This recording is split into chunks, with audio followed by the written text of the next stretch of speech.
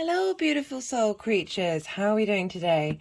So this is a video. It might be in two parts or one part. It depends how long it goes on for. But this is a video for the Sun in Aries transit. This is for all 12 signs. And I'll be pulling cards for each of the 12 signs, probably around minimum of 5 cards. I'll be breaking down some of the main aspects that the Sun is making during its journey through Aries. So the Sun entered Aries yesterday on the 20th. This was the spring equinox in the northern hemisphere and the autumn equinox in the southern hemisphere. This was the equal day and night. We're starting the new astrological year.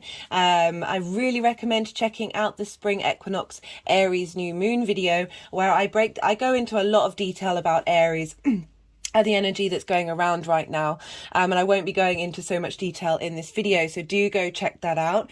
A lot of the main aspects that the Sun is making during its journey are linked into new and full moons.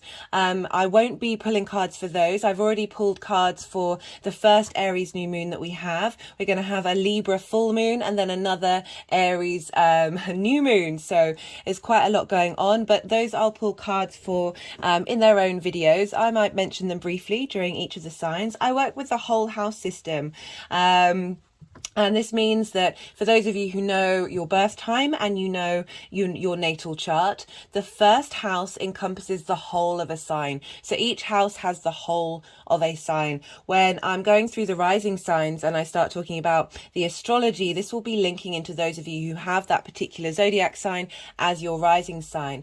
When I talk about the aspects and how the energies are communicating with one another, this will apply to whoever's watching, and it'll just be in a different area of your life. I work with card divination, astrology, and I channel energies through my body. This is all the cards on the table, and my name's Chloe. Forgot to say that at the beginning. I was too busy rushing inward. Like there's this Aries energy is very much, sometimes can be fool's rush in. There's a lot of momentum. We've got Mercury here now. We've had Jupiter here for a while. We've got Chiron. Vesta's still there. Venus has left. She's now in Taurus. This is big, potent energy. I also really recommend checking out the Saturn in Pisces series, because this is important, because Saturn is in Pisces ruled by Jupiter, and Jupiter is in Aries. So what's going on with Aries is affecting what's going on with Saturn in Pisces. So you'll just get more of an understanding of what's going on and how important this particular dynamic of Pisces and Aries really is at the moment. So Aries, the first of the zodiac signs, the I am, the spark of life, the first fire sign. This is our direct impulse with spirit. Fire signs, their magic comes through instinct, through the urge to do things. And Aries is incredibly independent. It likes to forge off on its own, not necessarily seeking help or influence from the outside world. It's ruled by Mars. Mars is traditionally the god of war. It can bring about conflict, friction, disruption. There's a competitive side, specifically with Mars in Aries.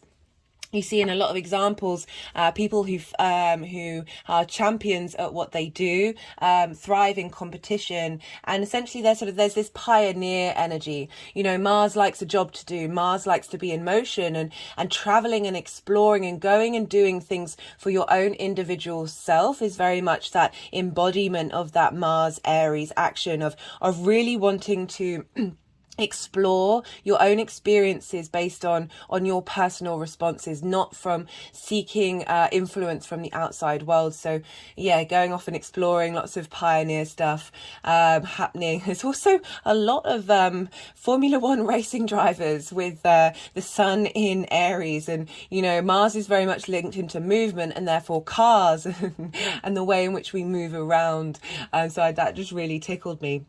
You know, Aries is a cardinal energy. The spring equinoxes and the winter and the solstices, the equinoxes and the solstices are all linked into cardinal energy. They are turning points in the wheel of the seasons. We're now moving into spring in the northern hemisphere and autumn in the spring in the northern hemisphere, autumn in the southern hemisphere. So it's a real changing of the guards. This is a real shift. There's a lot of leadership. There's a lot of momentum with cardinal energy. there's potentialness of being bossy. That's certainly one side of Aries, but I really appreciate the Aries energy because they can be more in tune with their very direct sense of self. There's almost as if there's not many masks. Apologies if I just had to pause the video. There was someone at the door, and so yeah, just had to deal with that. And so where was I? I was talking about cardinal energy. You know, this is the spring equinox. It's in the northern hemisphere, so the earth is very fertile. This is time. I see this energy, this Aries energy. It's sort of like, it's so with this winter solstice, it's the new moon. You're cultivating ideas, and now the spring equinox is here. This is when life is coming about. Things are moving into action, and Aries is very much an action-based sign, very much a very dynamic sign. There's just a need to do things for yourself, and you know, that self-exploration that I was talking about, that need for discovery. And now we have the sun here. The sun is exalted in Aries. And what does this mean? So the sun rules Leo, but it's a very special place in the land of Aries. So I talk about the signs sometimes as, you know, they have their own realms, and they've got their own way of doing things and their own qualities and characteristics. So the sun really appreciates it, and is very much appreciated and raised on high by the land of Aries, the land of this I am, the center, this very individualistic space, this need to express oneself in the most authentic way. I was talking about Aries energy of not having many masks. They can be very direct and very blunt, but they're very much, at least they try and be true to themselves. I mean, we've obviously all got layers of trauma and programming that kind of get in the way of that, but I do appreciate the Aries energy of just kind of getting on with it, and being very to the point in the way that they express themselves. And the sun here, so therefore the sun is able to express itself as clearly as it possibly can. It's starting a new journey, a new cycle. Aries is the first zodiac sign. So it's really a new, fresh way of looking at everything. And we've got a new moon in Aries happening today.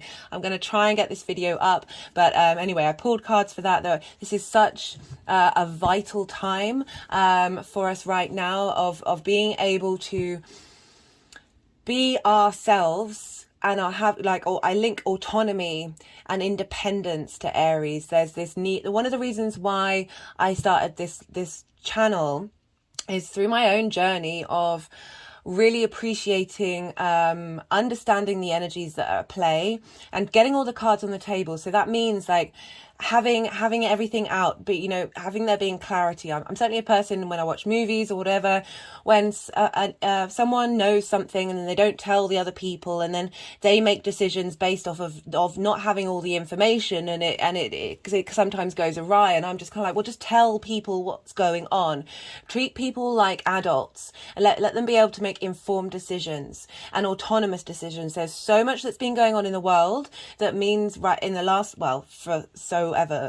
a very long time, but really heightened at the moment, when we have been babied, we've been mollycoddled into making decisions without having all the information. A lot of that has been coming out. I'm not gonna talk really too much about geopolitics and everything that's going on. I haven't been getting into it as much lately. It's only because all the kind of things that certain people who you might relate to wearing tinfoil hats were saying 2 years ago are now coming true. People who in the independent media, things they've been saying a year ago are now coming true. It's just, you're just seeing the manifestation of what's been going on since Saturn's been in Aquarius. That's all bubbling up, and now we've got Pluto moving into Aquarius. So can't wait to do that video. But on a collective level, there's a lot of chaos. This could mean a lot of just countries being very me, even more so than usual.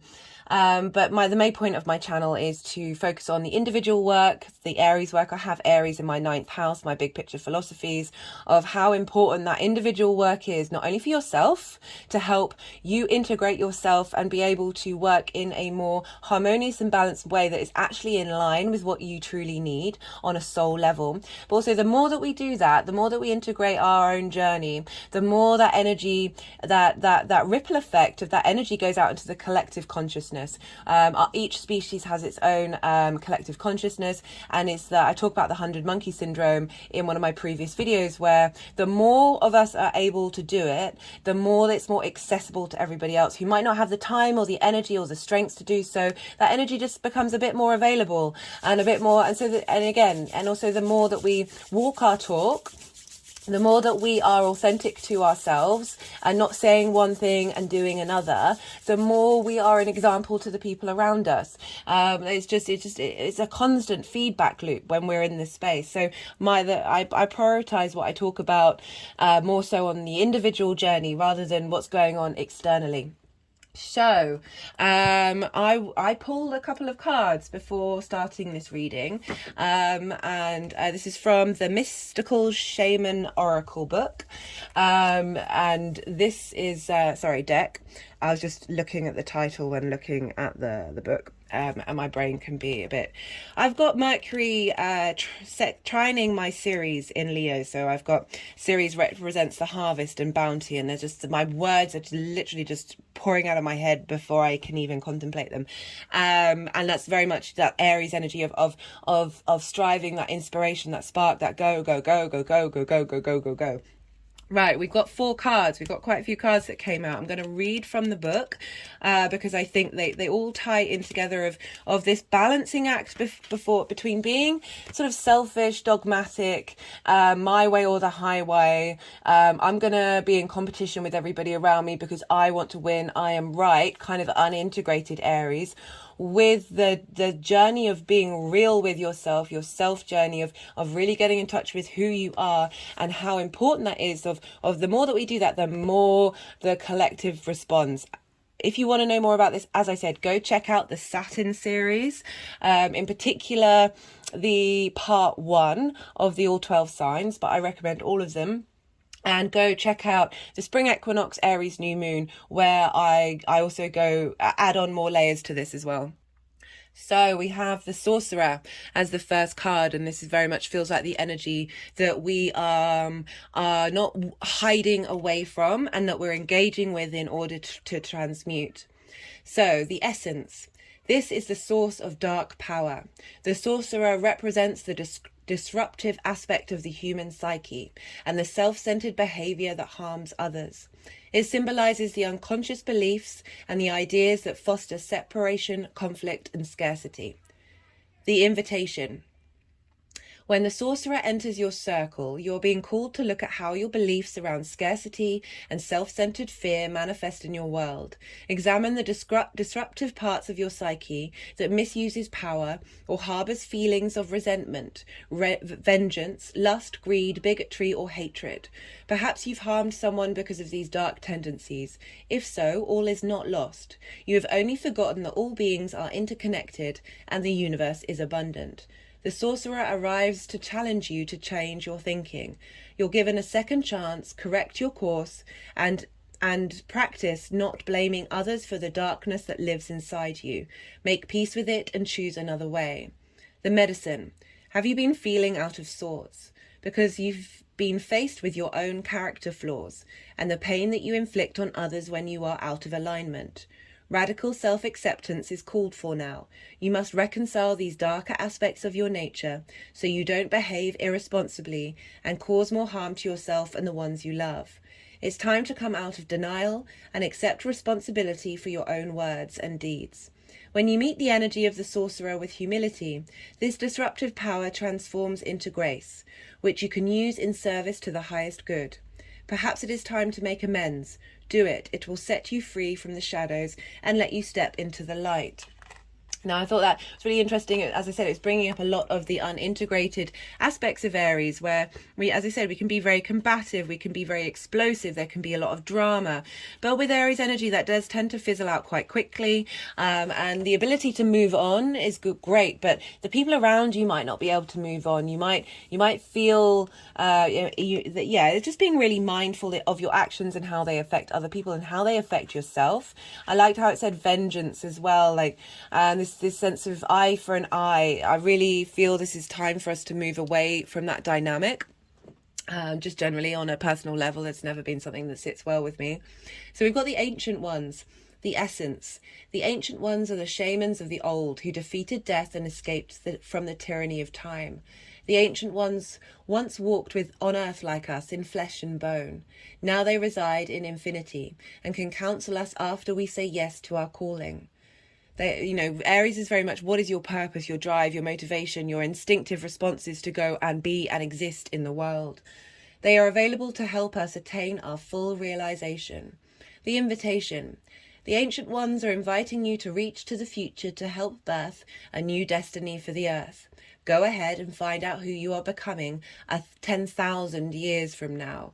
If you accept the invitation, great power and blessings will come your way and allow you to craft a new destiny for yourself. Do not hesitate to bite off more than you can chew, because you have unlimited spiritual resources available right now. I've really been getting the impression, I mean, I know we're supported at all times, but that there's a lot of external energy, particularly when Saturn moved into Pisces with Neptune, of really giving a foundations to that connection to the cosmic field, the quantum field that is Neptune, that great vast ocean of creation energy that comes from the universe, that Saturn's coming along and giving that structure and foundations and strength for long-term legacies. Now is not the time for short-term thinking. Now is the time to embrace the fact that that our actions have consequences. It's very much Saturn and Pisces, and all of this being impacted by Jupiter being in Aries. And really, I've talked a lot about, I've got the stag here representing the sort of the leveling up. Jupiter's about wisdom, elevation. There's a sense of spirituality with Jupiter, but it's really going to those deep inner truths within you and bringing about a sense of cohesion of yourself, of like really integrating that Aries energy. What are you defending rather than what are you attacking? What is really important to you? Defending the people around you, defending your individual autonomy, all in order to hold this strength, this energy to project long term. It's so this individual, the sense of Aries, the I am, with the Pisces, the collective, the dreaming space, the deep emotional collective unconscious of connecting to the all, of realizing, yes, we are the everything, we are all connected, but we are also here in this human incarnation, the I am, we are all individuals. We've all got completely different birth charts and they affect us in completely different ways. We are the universe expressed in individual form, and the universe wants to explore all these different avenues and all these different forms. It's part of the journey of our collective evolution as well as our individual evolution. If you accept the invitation, great powers and blessings will come your way and allow you to craft a new destiny for yourself. Do not hesitate to bite off more than you can chew, because you have unlimited spiritual resources available right now. The medicine. The ancient ones beseech you to examine your attitudes and actions and to be sure they are of the highest integrity, not forgiving an ancestor or yourself for keeping you from the freedom you seek. Not forgiving an ancestor or yourself is keeping you from the freedom you seek. So forgiveness. We don't have to condone actions. We don't have to condone behavior. But when we step into that space of forgiveness rather than revenge, rather than I'm right, you're wrong, it just opens up the possibilities of the universe. It's just insane.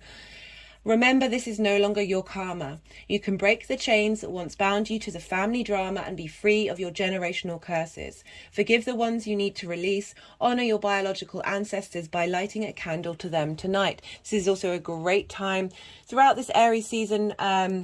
We've got 2 new moons coming, so you can do this candle work at both times, and just throughout of working with that candle magic, that spark, that flame of life that Aries represents.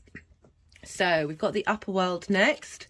Sorry, I do realize the speed in which I'm speaking today. Very, very go, go, go, go, go, go, go. Yesterday was a different story. We were dealing with the balsamic moon and the spring equinox, very intense energy. So the upper world, the essence, angels, divine helpers, and the ancient ones, and all varieties of luminous beings populate the upper world. It is the place where you go to retrieve your destiny and find out who you will become. I feel like this is particularly linked because this transit is happening with Jupiter there, and I said that leveling up. We've got Chiron of helping clearing out old wounds. We've got Vesta tending to your internal flame, your hearth, the warmth that keeps you going. You know, tending that flame to spark your sense of purpose and destiny. So it is the place where you go to retrieve your destiny and find out who you will become. Discover your great potentials and undreamt of possibilities. It is also the place where the spirits of the dead arrive when they complete their journey to the light. I just realized I want to light a candle. I'm going to go get a candle. I'll be back. I just realized how ridiculous I sounded. I want to light a candle. Okay. Hopefully you guys can see this. Let's light this candle in honor of this Aries energy. This is a new candle. And bring in that candle magic. Right, where was I? I was talking about the upper world. Right, so let's have the, hopefully, yeah, I think you can see it.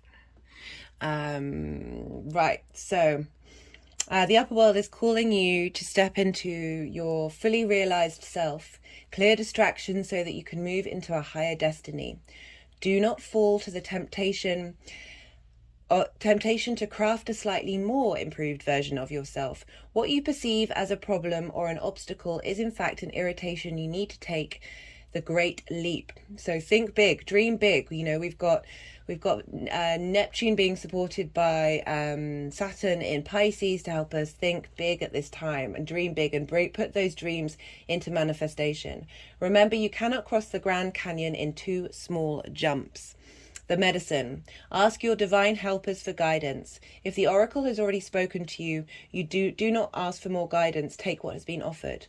Now you must deal with lethargy and idleness. While support for a new destiny is not yet in place, a new destination is available if you act now.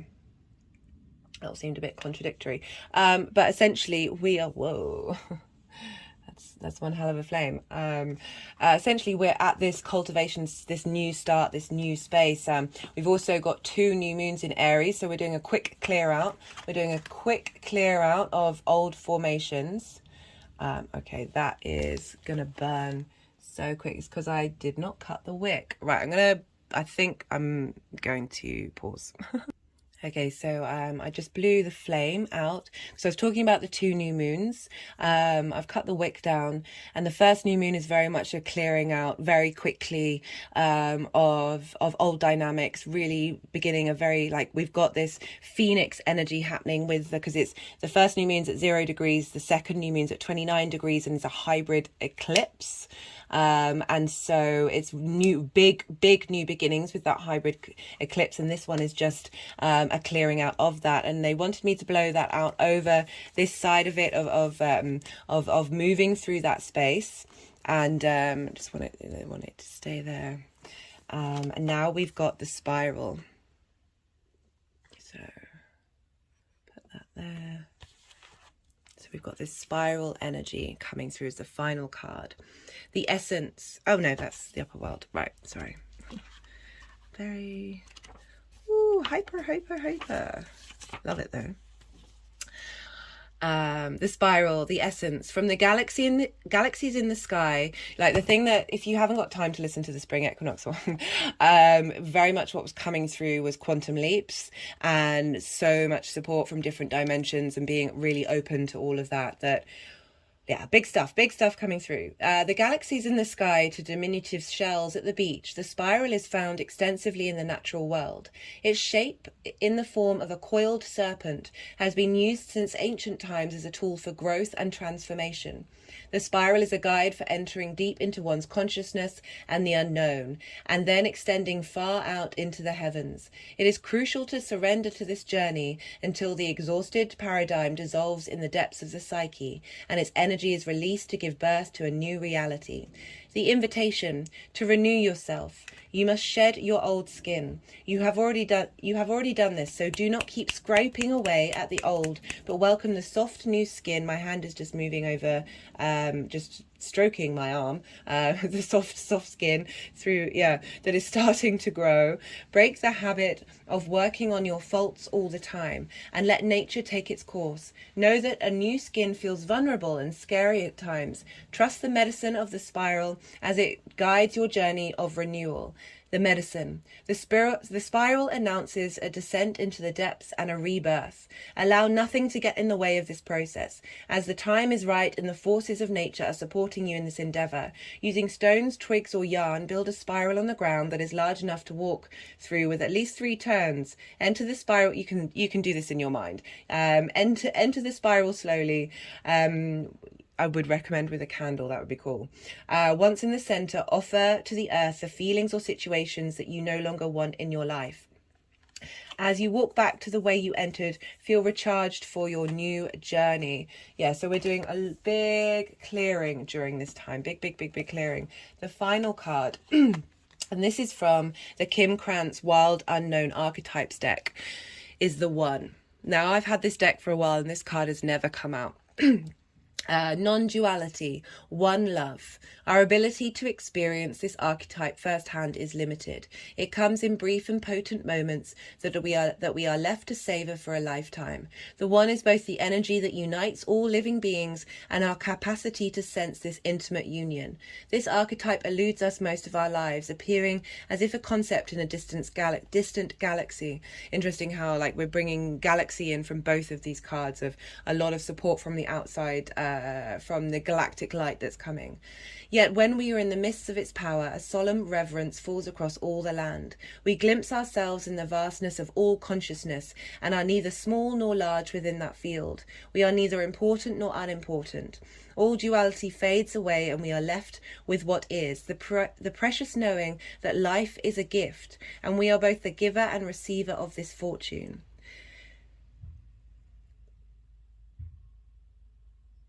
So the Unus Mundus is a circle representing the unity of existence. It is possible that the beginning and the end of all things is love. She says, when dark serves, loves, accepts, resonates. When dark ignores, admits, excludes. So I feel this is this combination of the one within the all, being able to transform yourself into this new space of love, this space of openness, this new multi-dimensional being that's coming through, and thinking long term, but thinking and realizing what I said about that. We are the individual in its own form. We are the universe in individual form. We are able to connect to that. I just feel like being able to access that space, this one space that she just described, is going to be more accessible for us moving forward. I love this energy coming through.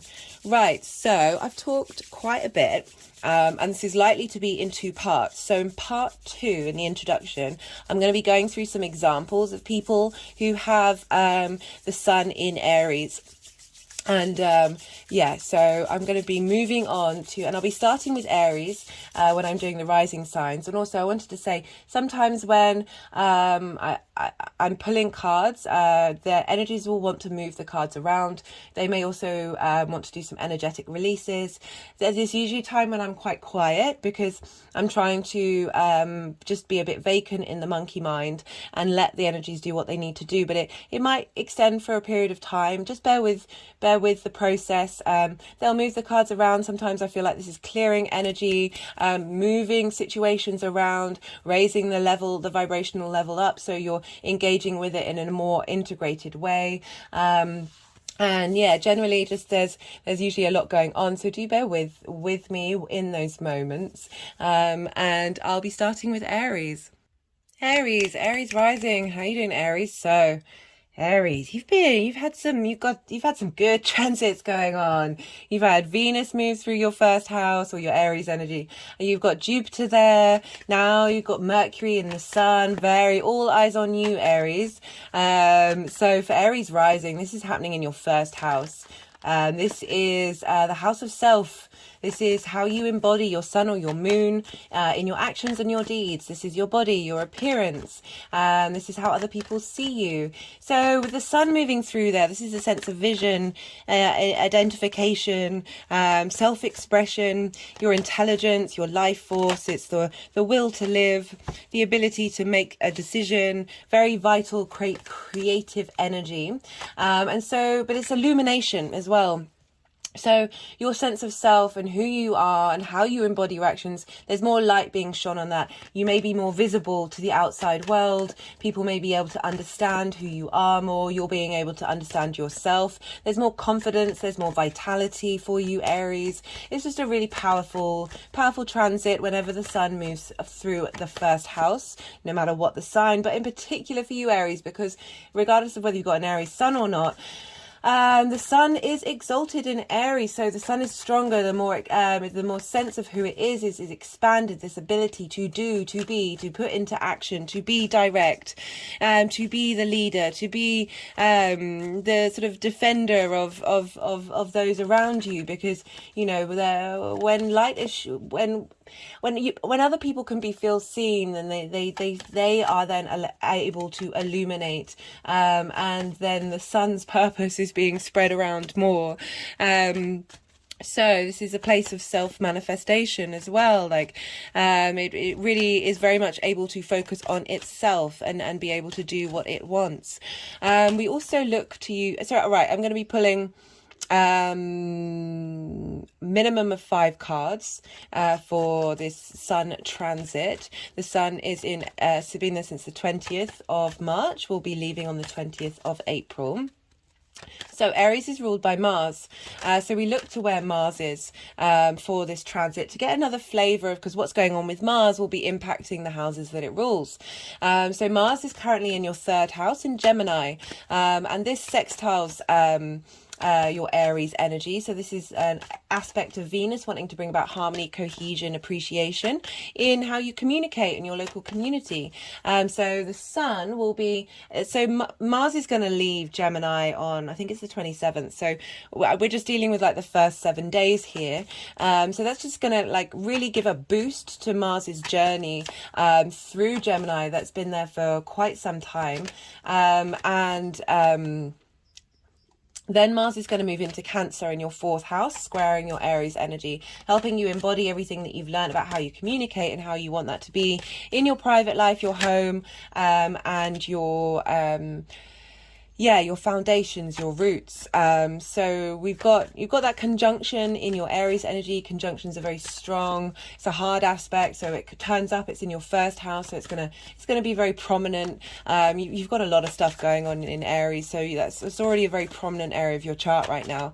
And also we look to where Leo is, because the sun rules Leo, and so what's going on with the sun is having an impact on the Leo area of your life. And for Aries rising, that's a fellow fire sign. You're trining each other, and for Aries rising, that's happening in your 5th house of your creation energy. So your sense of self and who you are and how you embody yourself is really facilitating your 5th house of your creation energy, of really giving a boost to that area. So the sun's transit is helping activate that creation energy, and so you're getting a lot of support and facilitation during this time. It's going to be a great time to start things, a great time to shine a light on, contemplate who you are and where you want to be headed long term, and how you want to embody your sense of self. I feel like that's what came through in the main messages in the introduction of really using that Jupiter energy to level up how you embody yourself. Now let's get to the aspects. So with the, I'm going to be pulling a card for the Sun in Aries in general, and then I want to we've got the Aries new moon that's happening today. I've already pulled cards for that, so I'm not pulling cards for that, but that's essentially the today. And then so for the card that I'm going to pull for, the aspect I'm going to pull for is on the 23rd of March, so not long. This is why I wanted to get this video out before I did, even though Mercury's been in Aries for a while. I wanted to get this one out first. There's a lot to do in the next couple of weeks. There's so much going on astrologically. On the 23rd of March, the Sun will be sextiling Pluto. Pluto will have entered Aquarius. Pluto will be at 0 degrees of Aquarius, and the Sun will be at 2 degrees of Aries. So this is still quite a tight conjunction for a sextile. So what does that mean? That's an aspect of Venus. This is a subtle energy. This is a creative energy. This is wanting to bring about appreciation, harmony, desire, sensuality, pleasure. There's diplomacy with Venus because she likes connection. She wants people to get along. She wants people to be cool with each other. And so this is Pluto's moving to Aquarius into your 11th house. This is the house of hopes and dreams. This is the house of friends, groups and alliances. So I'll be doing a video on Pluto, but this is like a transformation of that area of your life. It's a very long transit. Pluto will be going in and out of Aquarius and back into Capricorn a few times. But this is like the Sun giving, so that there's power behind Pluto. There's a depth, there's an intensity to Pluto. And the Sun is now illuminating it, wanting to say, hey, this is the I am in your Aries energy, in your first house. What an amazing first sort of aspect to Pluto. Admittedly, Venus, I think, is talking to Pluto. No, I think this is actually the first, I should double check that. The first main aspect that Pluto's making. Cool. I'm going to double check that. Yeah, it's the main aspect, the first main aspect that Pluto is going to make when it ingresses into Aquarius. So it's talking to the Sun immediately. It is going to square the moon a couple of hours later, and it's in conjunct with Mars. But the strongest aspect is with that Sun. Is with that Sun sextile. Because it's the closest orb, although that Mars in conjunct, anyway, it's still one of the main aspects of that day, of that ingress. So it's a really potent energy happening in that Aries area of your life, so your sense of self, your sense of embodiment, and that light, the illumination that the Sun is now pouring into Pluto and going, hey, this is the stamp I'm making on you right now, and this is how we want your hopes and your dreams to go, and the kind of people and groups you want to interact with. So very potent energy happening on the 23rd. On the 25th of March, we have Mars will have now moved into Cancer, and Mars will be at 0 degrees of Cancer and will be squaring the Sun at 4 degrees. So it's not an exact square, but it's still it's a tightish orb for the square to be felt. So we've got the Sun in Aries, and we've got the Moon in Mars in Cancer. And they're both cardinal energy, and it's squaring energy, and it's Mars and the Sun. There's a lot of heat here. There's a lot of action. There's a lot of vitality, creating things into momentum. We've got it in your 4th house for Aries rising, your private life, your home, your parents, your very intimate space, your ancestors, your roots, your foundations. Mars is sort of saying, hey, how can we bring things into the fruition? There might be conflict come up around this. Your emotions might get a bit heated. You may in your home life, if you're living with people, there may be some drama come up because your light, your sense of who you are, your confidence, that Sun in Aries in your 1st house, really bright, really wanting to be bright and proud and shout on and bright and proud, and what was I going to say? And just being seen is very important. But so asking you to be mindful at this time, if there is drama coming up, to really get to quickly check your emotional needs at this time, whether you are imposing your emotional needs too much on others, or if people are imposing their emotional needs too much on you. This is also a great time to be active around the home, to get you motivated to do things in your private life. And just sort of really there's a sense, because Cancer's a night sign, your Aries, you're a day sign, of being of being very, how many cards? We've got quite a few cards here, but there's definitely going to be, so I definitely want 5. I feel like there's at least a couple more. What was I talking about? Oh yeah, Mars in Cancer. This will also be shortly trining Saturn, and this is in Pisces, which is in your 12th house, your hidden house. So yeah, I really recommend you check out those videos. Where's sorry, I was just checking where the moon was, because the moon rules Cancer, and the moon will be last degree of Taurus, and then moving into Gemini, where Mars has been for so long. So like, you've learned a lot with Mars moving through Gemini, and now you're emotionally embodying how you collect information, maybe not necessarily being so combative. And the moon's moving in there, and so there's a lot of stimulation. The moon in Gemini means a lot of just really wanting to talk, share information. So you might be having some really good conversations at home in your private life, however that is. Like you may have some really good conversations with yourself about how you feel in your home. The next aspect we have, so there's on the 5th of April, there's the full moon in Libra, and this will be, the sun will be conjunct Chiron. So this is some heavy stuff. This is deep personal inner wounds, with the moon opposite in Libra, of trying to find balance of in your social environment, and that will be in your one-to-one relationships, Aries. So that's a big one. I will be pulling cards for that probably next week. I'll be doing a video. And so after that full moon, having worked out your potential imbalances between your sense of self and your one-to-one relationships, or having a culmination of deep healing during this time, we then have the 11th of April.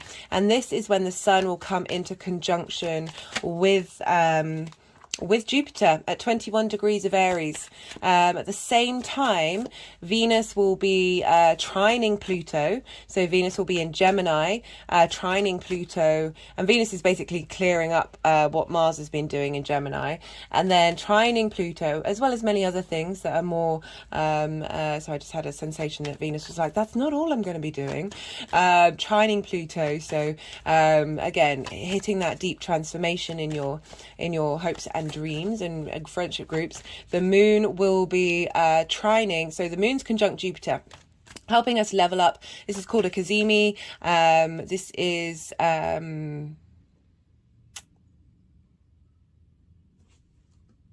sorry, I just had to pause because I was like, I swear I've pulled cards for that already. I was trying to work out which video. There's a lot going on. I did pull a card in the Saturn transit linked into that because what's going on with Jupiter is affecting Saturn. So that's going to have a different... I'll be interested to compare the cards that come through, because this is going to be a different energetic level of linking into more what's going on with the sun, rather than how that Sun Jupiter energy is going to have an impact on Saturn. So the 11th of April, that Sun conjunction with Jupiter, which is called a Kazemi. This is when the planet or whatever it is received divine illumination, divine inspiration from the sun. It is the center of the universe. It's where we get our light from, our collective energy from the universe. And at the same time as this conjunction, the moon is in Sagittarius, and it will be trining the sun and Jupiter. So there's a lot of fire energy for you, Aries. There's a lot going on. You have Sagittarius in your 9th house of big picture philosophies, how you map out the world, your emotional needs and how you connect to them, your instinctive responses, your unconscious space is going to be talking in a very positive, harmonious, generous, elevated related way to the Sun and Jupiter. So you've got a really lovely trine between the Sun and the Moon, interacting and bringing in your conscious and your unconscious desires together while talking to Jupiter. I love that. And finally, I'm not going to pull a card for this, but I just wanted to tell you when it was. We have on the 19th or 20th of April, depending on where you live, we have the second new moon in Aries. This is what I was talking about in the beginning of the introduction of like, we've had the clearing, we've had the regeneration, and now we've got this hybrid eclipse of a big new beginning coming in. So that's all the aspects. I'm just going to be letting the energies move the cards around, seeing what comes up. We've got there'll be 5 piles in total.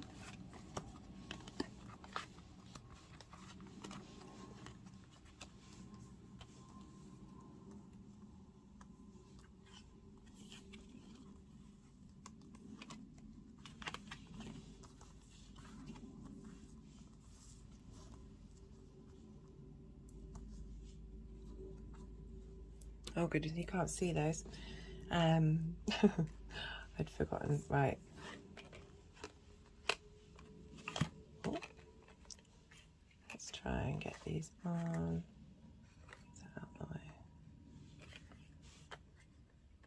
Yeah, I'm playing around with camera shots to see what's what's best for everybody. To get really nice and close up to see the cards. So I'm so used to of being further down the table. Right, so for the energy of the Sun moving through Aries, as well as, you know, for a lot of these readings, there's usually multiple cards for like that first initial energy, because it's clearing out and helping you work through this space. And we've got some heavy stuff here. We've got the 9 of Wands, feeling very battle worn. You've had to stand up for yourself quite a lot, and you feel like you've been attacked over and over and over again. We've got the 10 of Wands, a real sense of burden, a sense of weight, a sense of responsibility, not being able to look up and look at the sky, look at the sun, see the light come in. You know, they're completely blinded to the fact that they're nearly home, that the responsibilities that you've taken on, you're about to be able to put them down and have a rest.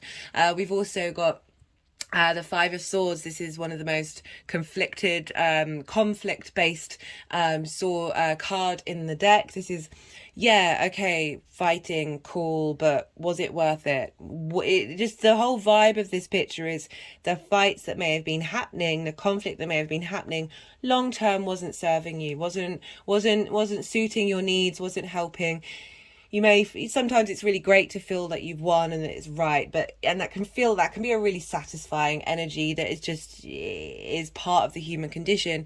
But it doesn't last. It doesn't have long-term commitment and legacy to who you are and how you really want to move forward and what kind of energy you want to put out in the world and for it to come back again.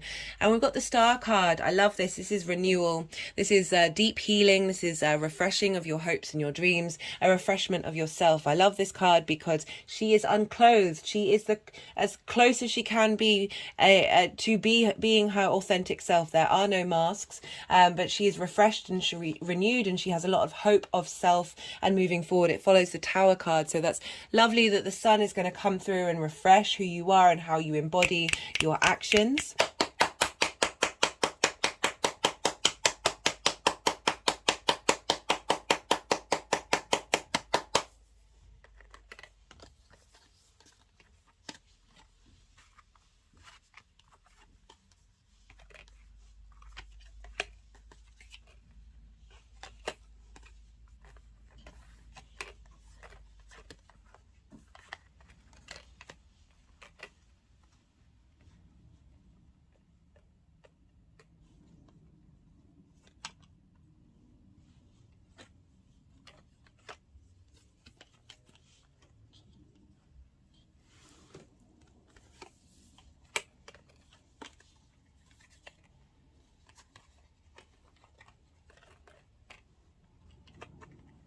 Right, there we go.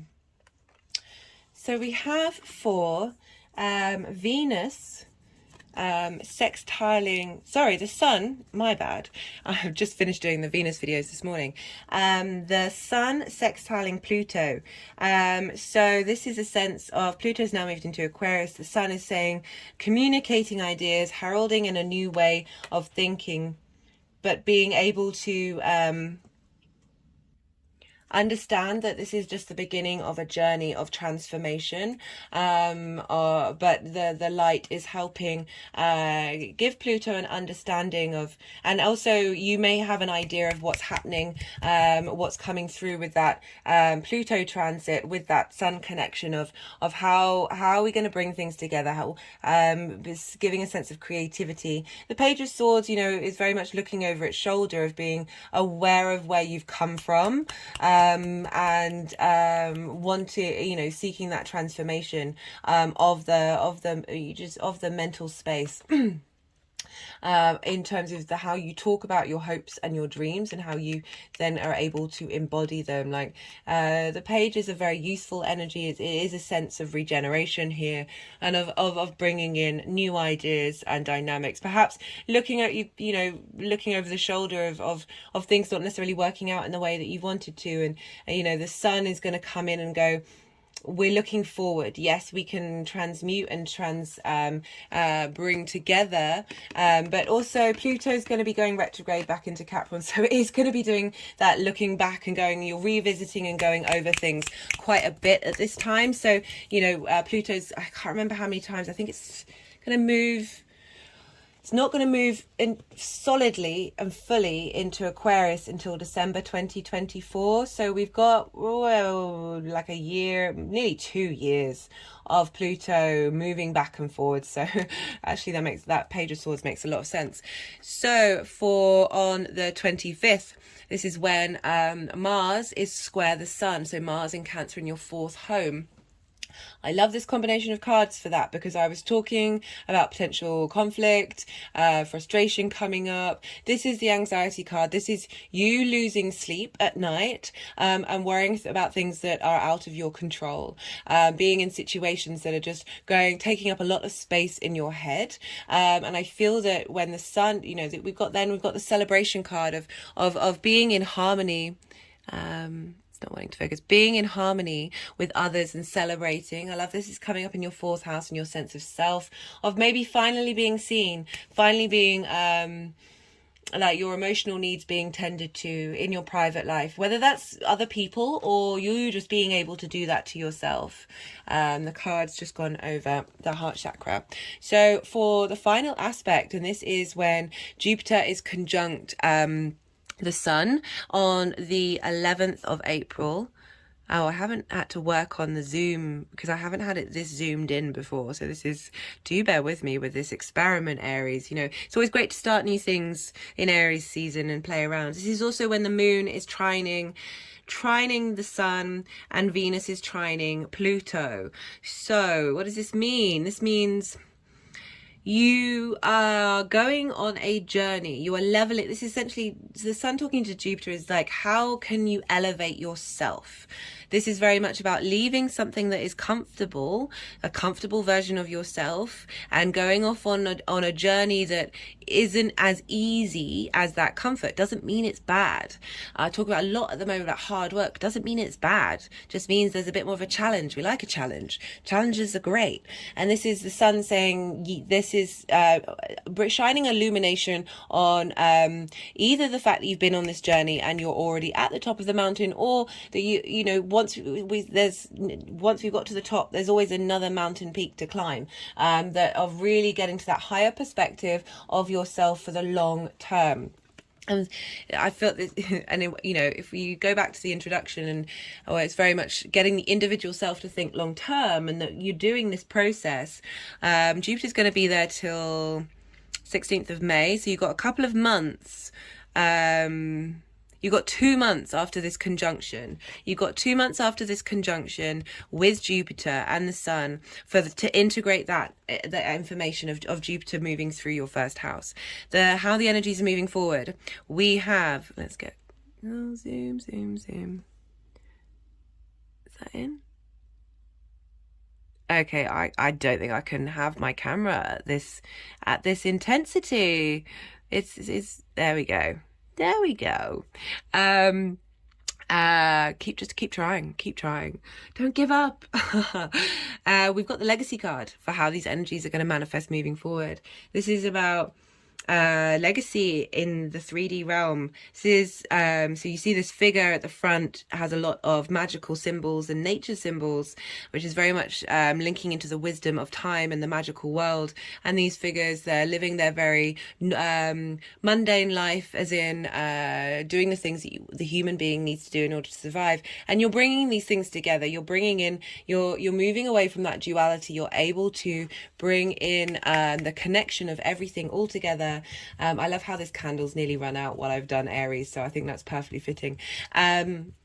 Of bringing it all together in order to make the right decisions and be grounded in the way that you're moving forward to satisfy your long-term legacy in the tangible world. We are here in this human form. Like that is part of what we're doing here. It's part of our soul contract of signing up here, of being able to be our authentic self, supporting ourselves as well as supporting the community and the collective consciousness at large. Right, I'm going to pull a card from the numerology deck, see what wants to come through, maybe clarifying a card or add on another message that didn't come up in the tarot.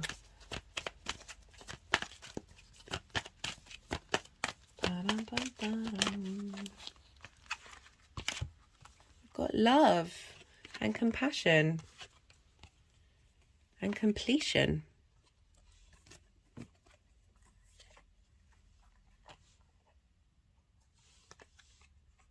Yeah, a lot of those cards were about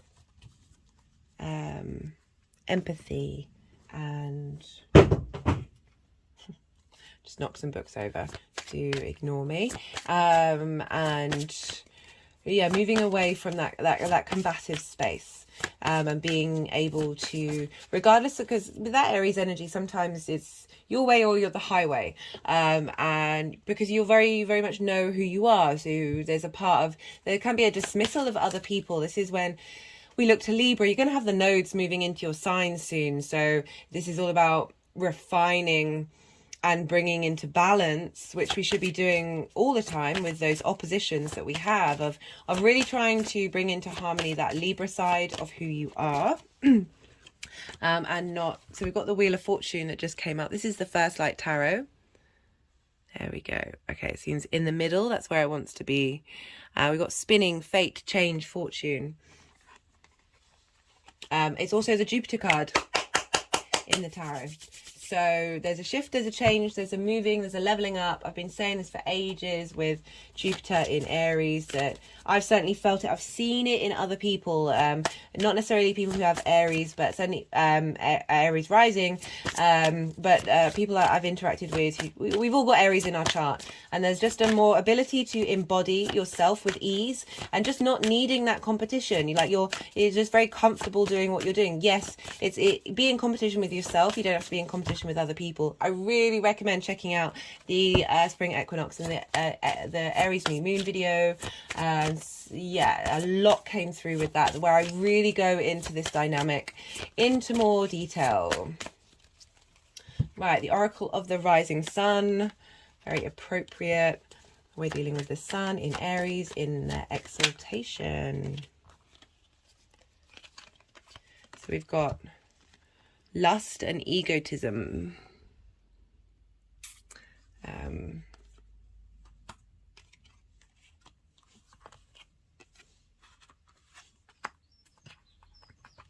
This is Venus in Aries, like a lust for life, a lust for who you are.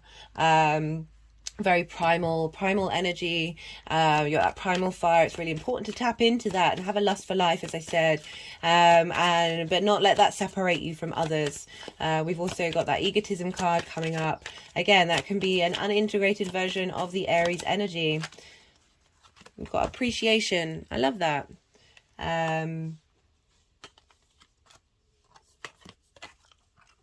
oh, big energetic release. They wanted to put the egotism facing away from the one. We've all got egos. Egos are very powerful and potent energy, but they can be out of balance, and they can lead to the Five of Swords of what was the point of that fight? What was the point of that conflict? Did you really need that in your life? Did you really need to feel like you needed to win? And I like that we've got the appreciation card come up when we're dealing with Mars in Cancer. It's a moon in Leo, of being able to appreciate yourself and appreciate others around you. Okay, they're wanting one more card.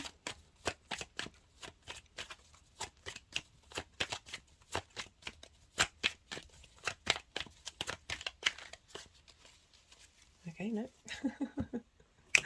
Right, Aries. Sorry for that pause. So I've got this Agni Techite on the table. I will be talking about that in part 2, in the introduction in part 2.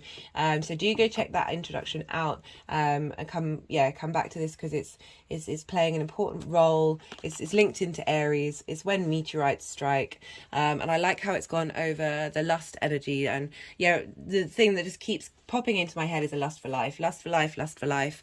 And the more that we have that lust for life, that spark for life, our passion, based in a really open, compassionate, collective way, but still very much about the individual, the more we move towards our 3D legacy.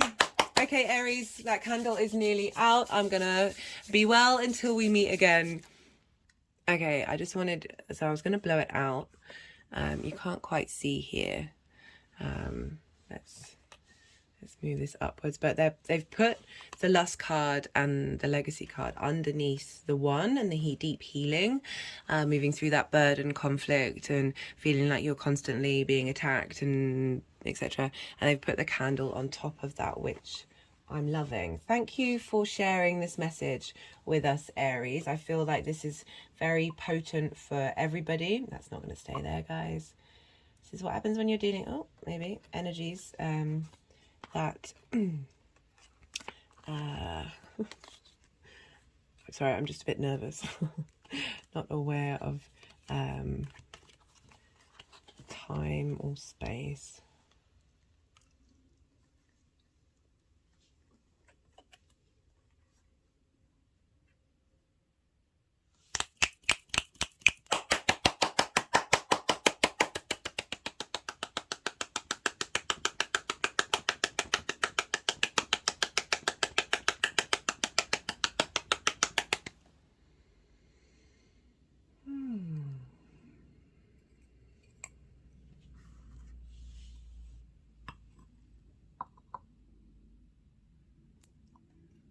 Hope you don't mind me doing a bit of candle magic here for you, Aries.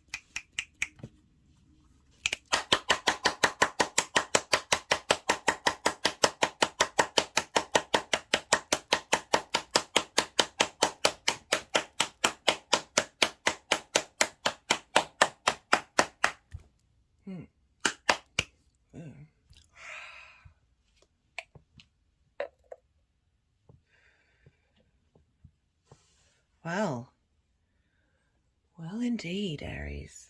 I'm going to recommend everybody watch your video. Lovely candle magic happening here. Now, where are we going to put this? Need to go there. I've got all sorts of weird things on this table. the energies like to stack lots of things and do different things all the time. We've also got a bit of amethyst and a piece of shunganite that are wanting to go along with this moon ring that I have. There we go. Right, Aries, I'm going to leave it at that. And yeah, be well until we meet again. Pisces rising. How you doing, Pisces? Before I start, I really recommend to everybody to go watch the Aries reading. It felt very much like a collective energy. I also ended up doing some candle work and some magic at the end. So I really recommend tuning into that one. For those of you who don't have Pisces rising, when I talk about the aspects and how the energies are talking to one another, that will still apply. But for Pisces rising, this is happening for you. This Sun transit is happening for you in your second house of your values, your resources, what it is that you care about, how you value yourself. It's how you make your money, and it's your manifestation house. So you've had a lot of activity, a lot of strength here in this Aries area of your life. You've had Venus is left there. She's now in Taurus. You've still got Jupiter there. We've got Chiron as well, helping you understand your emotional wounds, linked into how you value yourself, how it just really helping impact leveling up your understanding of who you are. And the more that we work on the second house, the more we work on our own sense of value. I kind of say this with all the houses, that the more that we do all the work on all of them, the more they sort of support and give structure to everything else. But having all this going on while you've now got Saturn moving into your first house, like it's really facilitating this energy. I really, really, really, really, really recommend you check out the Saturn series that I've done in each of the introductions for the all 12 signs. I break down the energy that are going on, and it's very much linked into Jupiter's transit through Aries, so that particular series. So I do recommend checking it out. At the same time, I really recommend checking out the spring equinox and the Aries new moon energy. I go down into more detail about what this all means and how we can work with this energy. So the second house transit, the sun is shining a light on your value system, bringing in illumination to perhaps how you make your money, the things that you care about. You're getting some vision linked into how you can manifest. It's very direct. It's very there's self-manifestation with this. There's a sense of intelligence. It's that intentional part of who you are, so that you're getting this light from the sun to help you understand, as I said, your values and what it is that you value and what's important to you. So we also look to where Mars is, because Mars rules Aries, and what's going on with Mars is having an impact on the sun's transit. So Mars will be in Gemini until the 27th of March. So 7 days of this transit will be linked into that very long journey that Mars has been through in Gemini. And for you, Pisces rising, that's in your fourth house. That's squaring your energy. That's bringing about a sense of conflict, frustration, drama, but also motivation, action, bringing things into the 3D realm. So things may crop up, some final things. The sun's now illuminating that energy. And being supported by everything that Mars has learned in that journey. And then Mars will be moving into Cancer. And this is a fellow water sign. So this will now trine your Pisces energy. And a trine is wanting to bring about inspiration, wisdom, elevation. There's a sense of generosity here. So you're getting supportive, inspiring motivations into your emotional needs at this time. And this is all feeding into that fourth house energy of where your home, your foundations, your roots, getting strengthened of how you're motivated in that area of your life, feeding into your second house of your resources, your values. And now all the energy from the fifth house, that creation energy, is now going to be having an impact on the rest of the sun's journey. We also look to where Leo is, because the sun rules Leo, and what's going on with the sun is having an impact on the Leo area of your life. So Leo in conjunct Pisces, in conjunct, you don't traditionally have a lot of things in common. It can be a bit awkward, a bit complicated, a bit frustrating in how they communicate with one another. You know, it's not the same element, it's a different modality. Pisces is a night sign, Leo is a day sign. So but imagine when you are able to come to the negotiating table, come to understand one another, the magic that can come through with that. And Leo for you, Pisces rising, is in your 6th house. This is work, health, routines. So the sun moving through your 2nd house of values is helping facilitate how you work, how you embody your work, how you embody your routines, and how you take care of your health. So the more we understand and value ourselves, the more we're able to take care of ourselves. So I do love this energy for you. This is also so I'm pulling the minimum of 5 cards in total, 3 aspects, and also 1 card for the energy of the sun moving through Aries, and then a final card of how this energy is going to manifest moving forward. So let's get to the aspects. The first aspect is happening on the 23rd of March. This is when the sun will be sextiling Pluto. Pluto will have just moved into Aquarius, into your 12th house, your hidden house, deep self-transformation with that journey. I'm going to be pulling I'm going to be doing videos on that Pluto transit, so do go check those out when they come out. But this is one of the first major aspects that Pluto is going to be making, and it's to the sun. The other one is an in conjunct to Mars, but I'll talk more about that in the Pluto video. So this sextile energy to Pluto in Aquarius, so that's an aspect of Venus wanting to bring in about creativity, love, beauty, harmony, inspiration, sensuality, pleasure, connecting on a relationship basis, but also that can be a relationship with yourself, particularly because we're dealing with the 12th house and the 2nd house. So the 12th house is the hidden house, the house of mysteries, unraveling the deeper constructs of your unconscious mind. It's also a place for magic to come through. So we've got the power intensity of Pluto here, and that is sextiling your 12th house of how you value yourself. So this is about bringing into that deep transformation of really helping you really get to the core of who you are and your values. And the sun is shining a light on your value system and helping you interact that with, God, we've got a lot of cards now. We have 7 cards.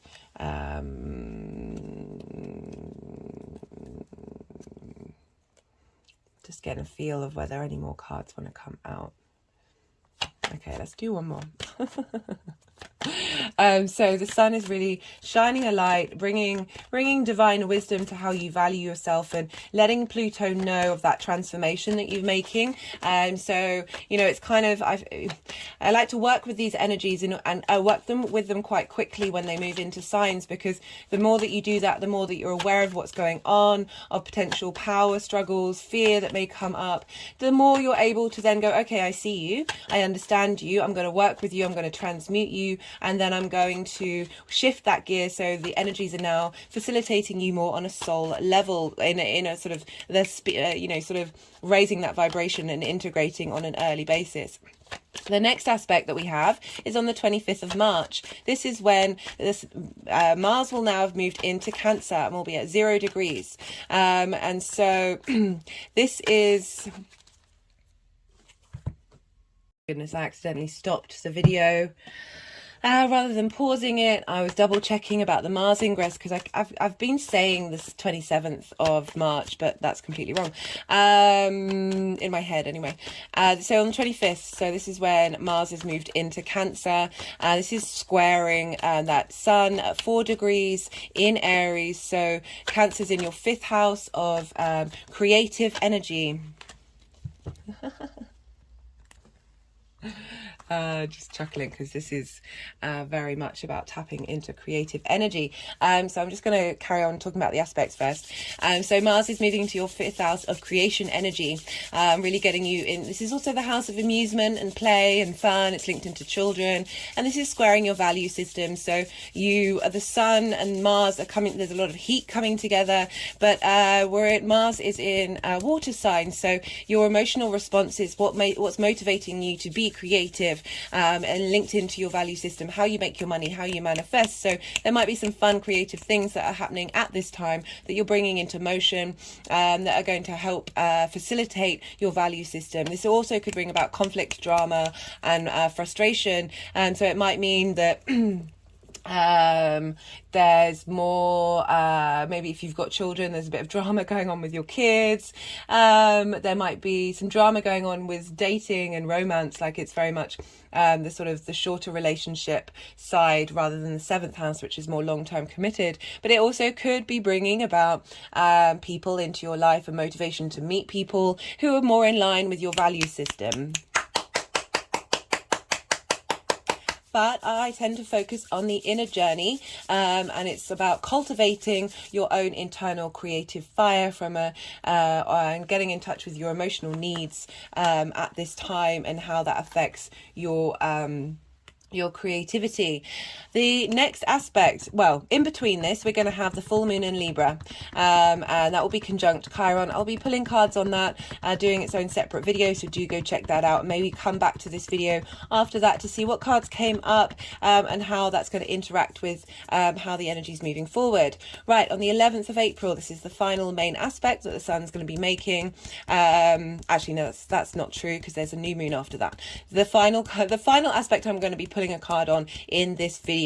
That's on the 11th of April, when the sun will be conjunct Jupiter. This is a Cazimi. I've already pulled a card for this in the Saturn transit videos, but that is more linked into how that's affecting Saturn. Yes, this will still affect Saturn, but this is more about the sun's journey through Aries. So this is at 21 degrees of Aries. At the same time, Venus will be trine Pluto. She'll have moved into Gemini, so really giving some inspiration to Pluto in this journey. Just that I will be pulling doing a video for that, and pulling separate cards. So again, go check out those to add on all those layers combined together.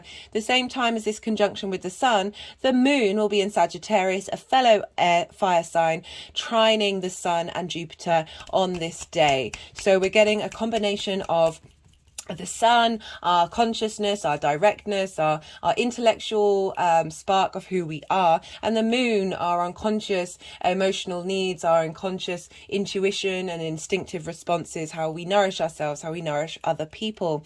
This is trining, so they're in an aspect of Jupiter, bringing about a sense of harmony, cohesion, and elevation and wisdom and sense of generosity between those two luminaries talking to one another with Jupiter, really elevating. So Jupiter and the sun combined, Jupiter getting some divine wisdom from the sun during this time. And you've got 2 months before Jupiter leaves Aries. So you've got a lot of time to integrate the wisdom. We've got wisdom upon wisdom at this time, a real sense of confidence of who you are, this ability to be generous with yourself at this time, and be in receipt of wisdom in order to level up even more. Following this, on the 19th or 20th of April, depending on where you live, this will be the second new moon in Aries. I talked a lot about this in the spring equinox and Aries new moon video, where we've got this first new moon which we're clearing out, we're leveling up. That's happening today, clearing very quickly. And then the second new moon is a hybrid eclipse. The nodes will still be in Taurus, they'll be moving into Aries not long afterwards, but this is really highlighting we're having this very strange multi-dimensional quantum leap.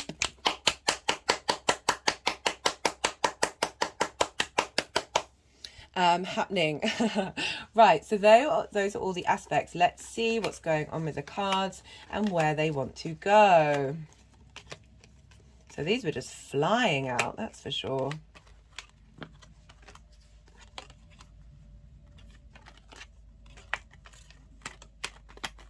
This is not me moving these around, these are the energies. They're really quite frenetic today.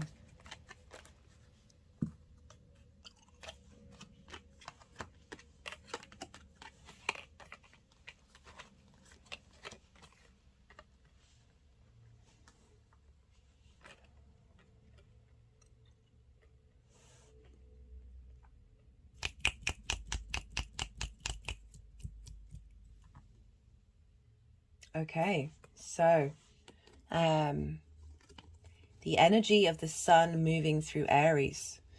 So we've got three very intense cards here.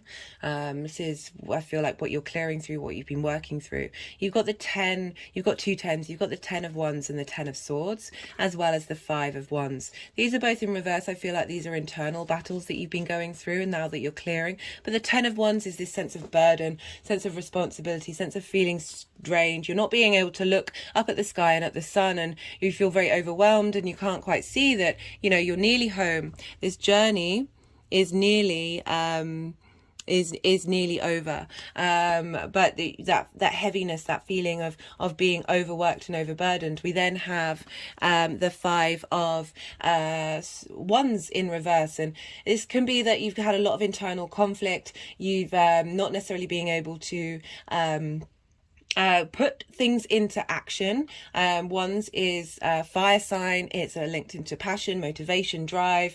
You've also got the 10 of wands in reverse, and I see this as I usually see this as a resurrection card, and I do feel that that is part of the journey, but also that there's this sense of feeling stuck that you've been working through a lot during this time in terms of your value system.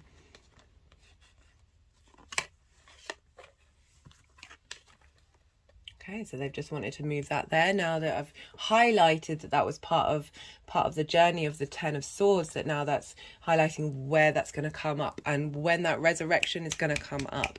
So we've got covering this. We've got covering this. We've got the 2 of wands. It's also, you know, now they've put it in reverse of just a lot of chaos energy. You've got burden and chaos energy happening here, of a lot going on. There's a lot of fire going on. Of feeling there hasn't been a sense of calm, and so.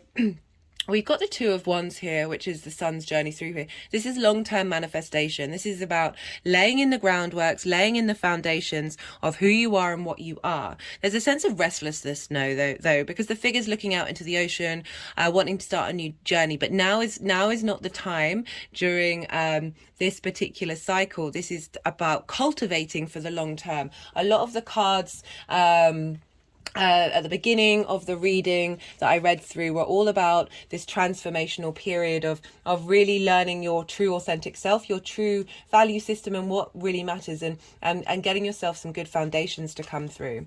So we have for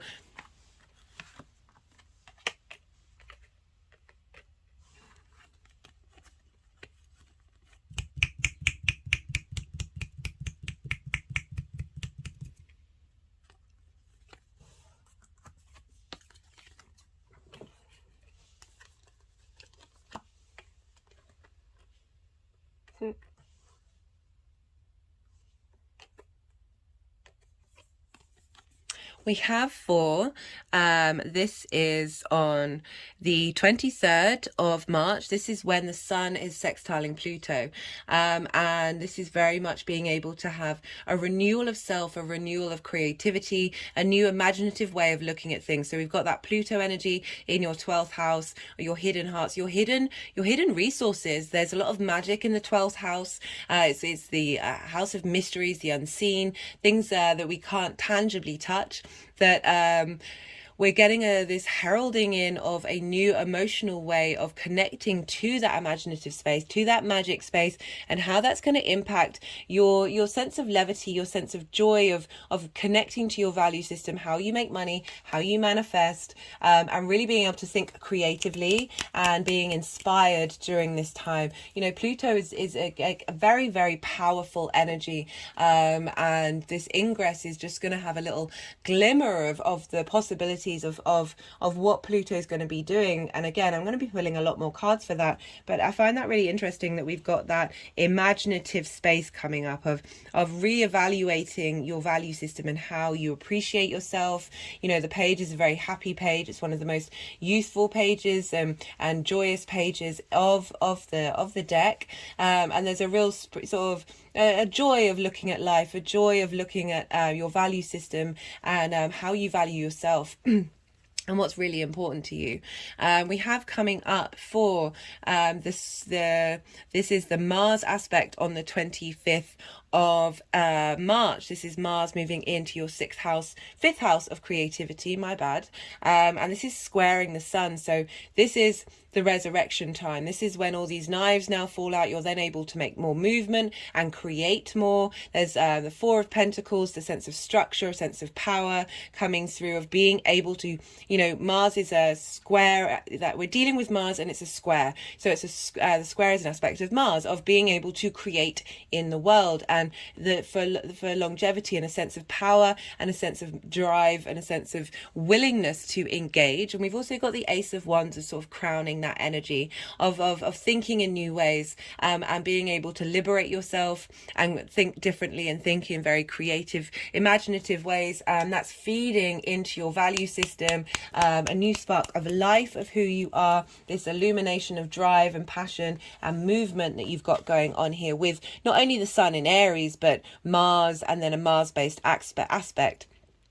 For the final aspect, this is on the 11th of April, and this is when Jupiter and the Sun conjunct. This is also with the Moon in Sagittarius, which for you is in your 11th house of hopes. Is it? No. It's not. It's your 10th house. My apologies. Of career and life purpose. So you've got your emotional needs of your moon talking to the sun and to Jupiter in Aries, your second house of values. And really, there's speed here. This is one of the victory cards. And the Chariot is about bringing things into balance and harmony, utilizing all the things that you have. You know, the figure has the stars of the canopy, as in the canopy, there's got astrological and alchemical symbols, as well as the moons, of appreciating every part of nature, every part of who you are, bringing those into harmony in order to be able to weather the storm and drive without any reins. There's a real command here. There's a real strength. There's real movement, and leveling up of that wisdom of who you are. So you are then able to then go out in the world and value yourself from a real place of strength and balance. The final card for the energies moving forward is the Temperance card. This is alchemy. This is having refined yourself. You've just had Saturn leave your 12th house, of really being able to understand every part of who you are. You've got Saturn in your first, and this is the combination of that Aries energy feeding into your first house, your sense of who you are, how you embody yourself, that your value system, you've worked it out, you've figured it out, you've come to love and understand every part of who you are, and used each piece of it and transformed it into magic, and then being able to have a really strong sense of your value system, how you bring in your money, how you manifest things, yeah, we've got the completion card. You know, that resurrection, that 10 of swords, it's just gone under, and what was it, the 4 of pentacles, of being very, you know, the fours are this stability of moving from a place of you know, burden and this chaos energy into a space of stability in the 3D realm. Yeah, as I said, you've also got Saturn in Pisces in your first house. This is really giving you a sense of authority of who you are, and so all of this energy is feeding back into Saturn. I have pulled cards on this. I'm just going to pull another card. No, I'm not. So I get a bit card happy sometimes, and sometimes it feels like the energies want me to pull more cards, and then they're kind of like, no, we're just tricking you. Nice. We've got the Emperor card. This is Aries. This is your own divine authority, being grounded. This is the keywords here are logic, stability, plans, and order. You know, you've got the 2 of Wands. This is very much about getting your ducks in a row. Yeah, it's nice that it's gone over the Page of Cups, of really being able, I love this combination of the Page with the Emperor, because that's bringing in the youthfulness as well as the strength, the wisdom, which is what we're really being asked to tap into at this time. with this combination of Saturn in Pisces and Jupiter in Aries, and just in general, like I always feel like embodying that childlike wisdom and childlike innocence, but also deep wisdom, and the wisdom of being of the older generations, of that deep knowledge of having been through so many cycles, and seeing things a little more clearly, of bringing those two things together. And that's where we get the alchemy of the beauty of the human existence. So I'm loving that combination of the Emperor, particularly Aries card, of being able to be in command of your value system. Just had an energetic movement to that.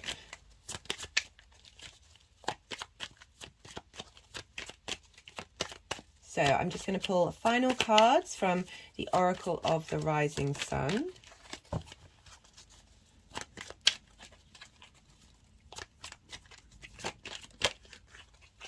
Got enthusiasm, Sun in Sagittarius. I love these cards so much. I just really enjoy looking at them.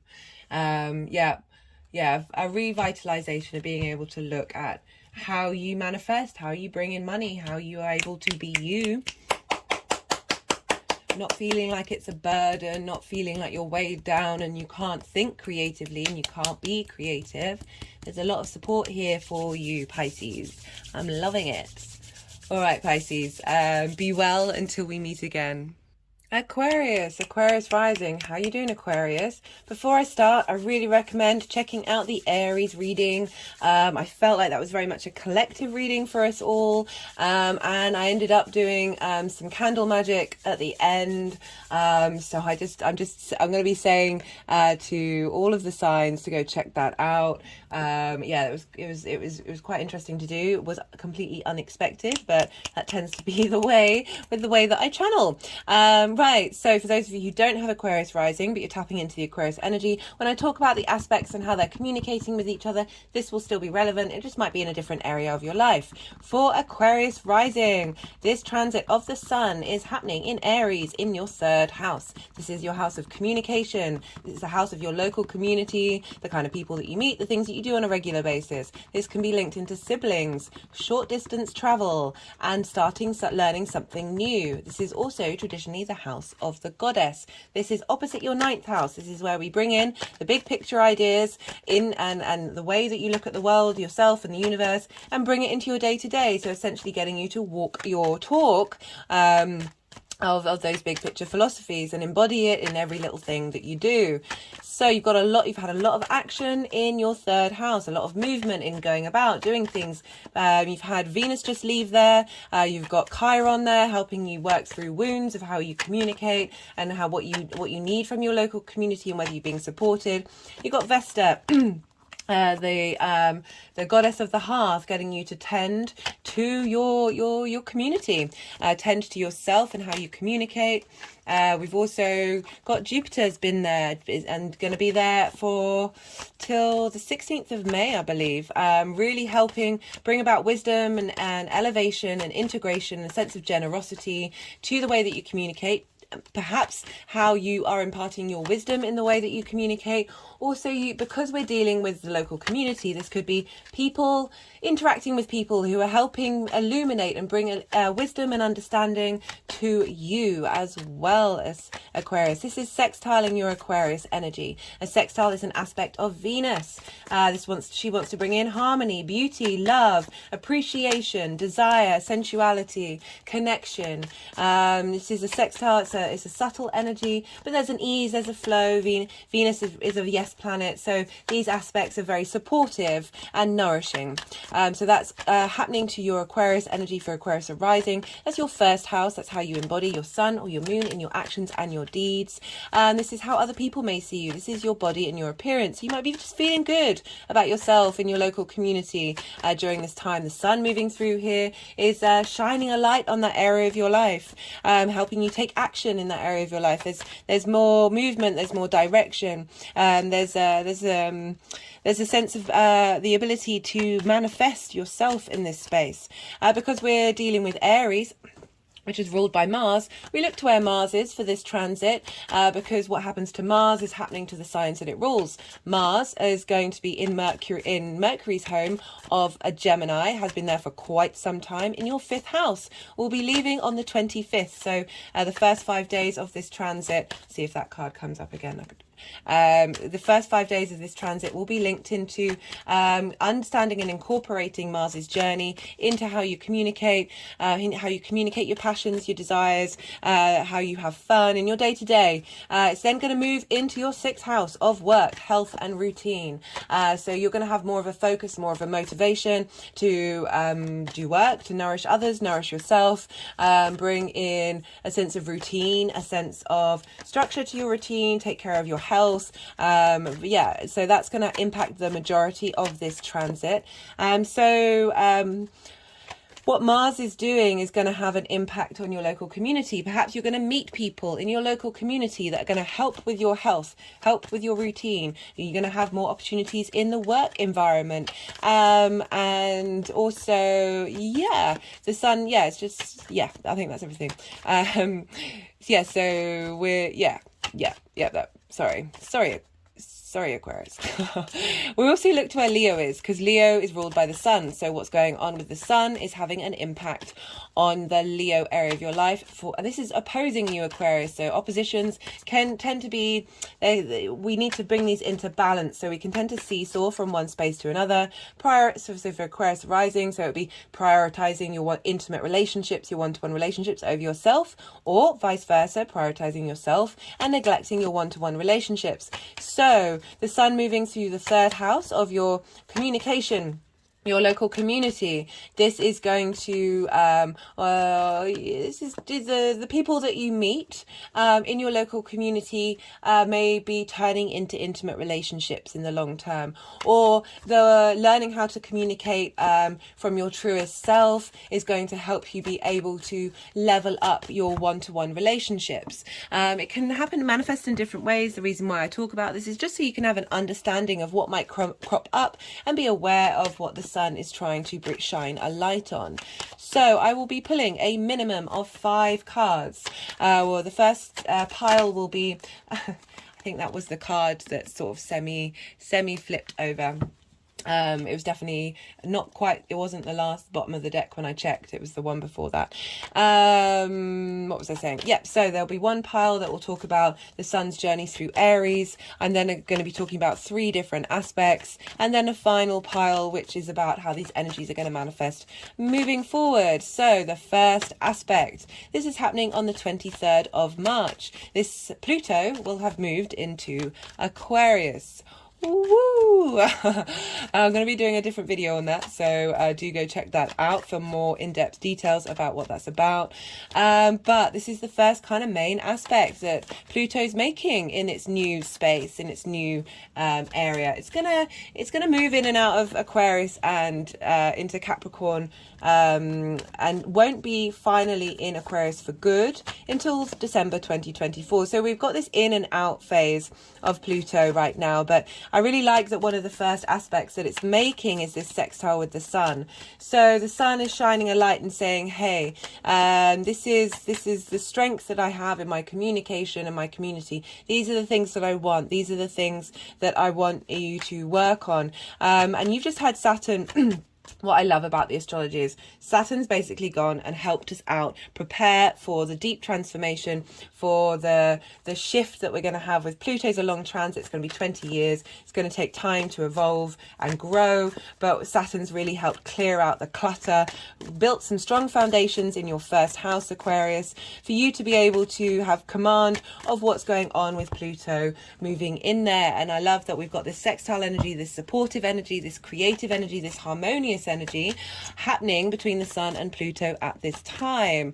Right, the second aspect is on the 25th of March. This is when Mars has finally moved into Cancer.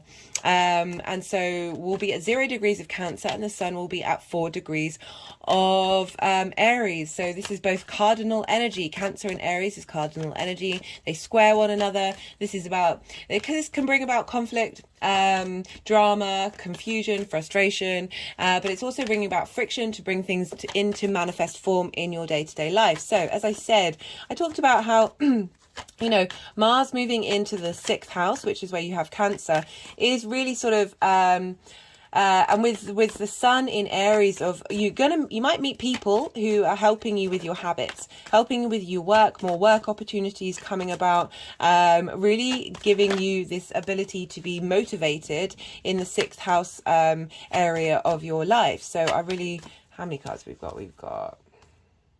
We have 6 cards. I'm gonna keep shuffling. Okay, I'm gonna leave it at that. That's a lot of cards. That's a lot of cards. So in between that, so after that, we're gonna have the full moon in Libra, which is a fellow air sign and is in your 9th house of big picture philosophies. This is going to be conjunct the Sun will be conjunct Chiron while the Moon will be in Libra. So this is very potent. I'm going to be doing a separate video on this, so do go check that out. Maybe come back to the next half of this reading another time and then sort of see what's going on. And then we'll have on the 11th of April the conjunction with Jupiter. This is a Cazimi. This is happening at 21 degrees of Aries. This Cazimi, this is when planets or the Moon or whatever come in contact with the Sun and receive divine illumination, divine wisdom, and messages usually come through. But we've got wisdom on wisdom here. We've got the Sun and Jupiter talking to each other. Jupiter is going to be there for another 2 months, really helping you integrate whatever lessons and information is coming through at this time. At the same time, Venus will be trine Pluto. She will have moved into Gemini, and so really letting Pluto know your desires, your where you want to move with your creation energy, how you want to have fun, how you want to connect to people. She's in her joy there. This is a great transit for you, Aquarius. I will be doing a separate video on that. And as I said, no, I didn't say, at the same time of this Sun Jupiter conjunction, the Moon will be in Sagittarius, trining the Sun. So Sagittarius for you is in your this is in, why is my mind gone completely blank? This is in your 11th house of hopes, dreams, friends, groups, and alliances. So your emotional needs are touching and talking to the Sun and Jupiter, saying, this is what I want from my hopes and dreams. These are the kinds of people that I want to be around, and I want to integrate that on a higher level with that Jupiter transit. Following that, on the 19th or 20th of April, we'll have the second new moon in Aries. Go check out those videos I talked about. I break it down even more. I'm going to be doing a separate video on that one. So yeah, we've got a lot going on. Right, let's see. That's everything. Let's see where these cards want to go.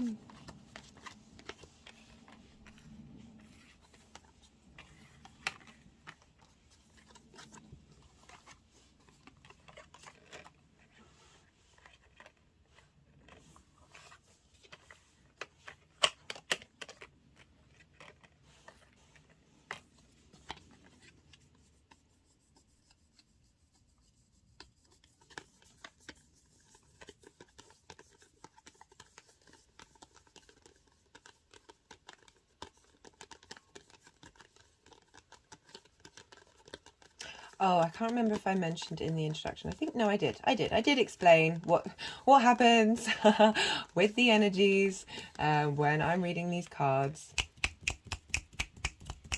So do bear with us, Aquarius.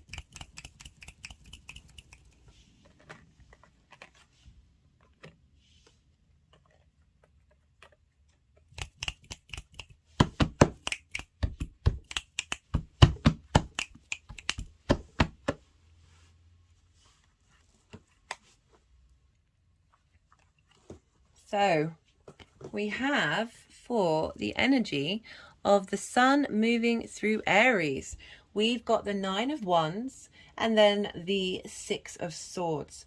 So it feels like you've been sort of fighting in the way that you've needed to communicate in the past. You've been fighting for what you need in your local community. You've been trying to be true to yourself and your needs, but just feeling like you're coming up against a lot of opposition, but you're still very steadfast. There's a very strong energy here, but there's also a sense of feeling a bit run down by your environment and needing a break, because we then have the 6 of Wands, and this is about going on a journey, traveling somewhere. This doesn't have to be physical. This can just be in the mental space of where you're at. That these figures, they're only taking the swords, the ideas, the concepts, the constructs of what's been tried and tested and what's really important to them. And there you see there's rocky waves here. It means you've moved from troubled spaces, and you're heading on a journey to a new land, to a new way of looking at things and a new beginning. And the sun is really sort of facilitating and shining a light on the things that are worth taking with you and where you're going to be headed. It might be that you are just taking short breaks away from your local environment, because, you know, the 3rd house is linked into short distance travel, or confirming that what was a short distance travel is now a sort of more long-term space. We have for Venus the sun sextiling Pluto. So we've got the 2 of Cups and the 4 of Swords. This is a sense of, so we have this with the sense of yourself, that you might need to rest at this time. But it's more, what I'm getting more is you are now more aware that you are held by a higher power, something bigger than you, that you are safe, you are secure in who you are and what you're doing and how you're communicating, because you've got the sun, the center of the solar system, illuminating, talking to Pluto, going, this is, you know, this sense of authority, this intensity, this transformation of Pluto, of being like this, you know, knowing that you are sure of who you are. And now you're just taking it to the next level. It could also, you know, this is the rest card of needing to be still within yourself and see what's coming up, see what the sun is shining a light on. Because we've got the 2 of Cups, which is unity, which is love, which is, for these readings, I link it into love of self, of really being in union with yourself and in harmony with yourself and having compassion and understanding with who you are. And that sort of, you know, as I said, we're dealing with the 3rd house though, and the sun. So finding connection in your local community that validates who you are as a person.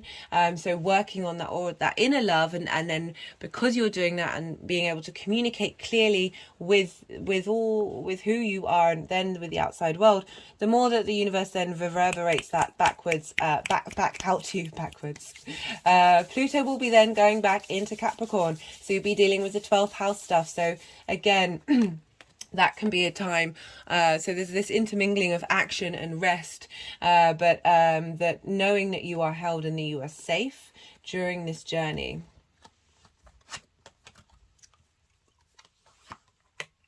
So we have for when Mars is squaring the sun. Mars is in Cancer, and you've got the Dominion card. This is cardinal energy. There's a sense of leadership with cardinal energy of this Cancer and Aries, that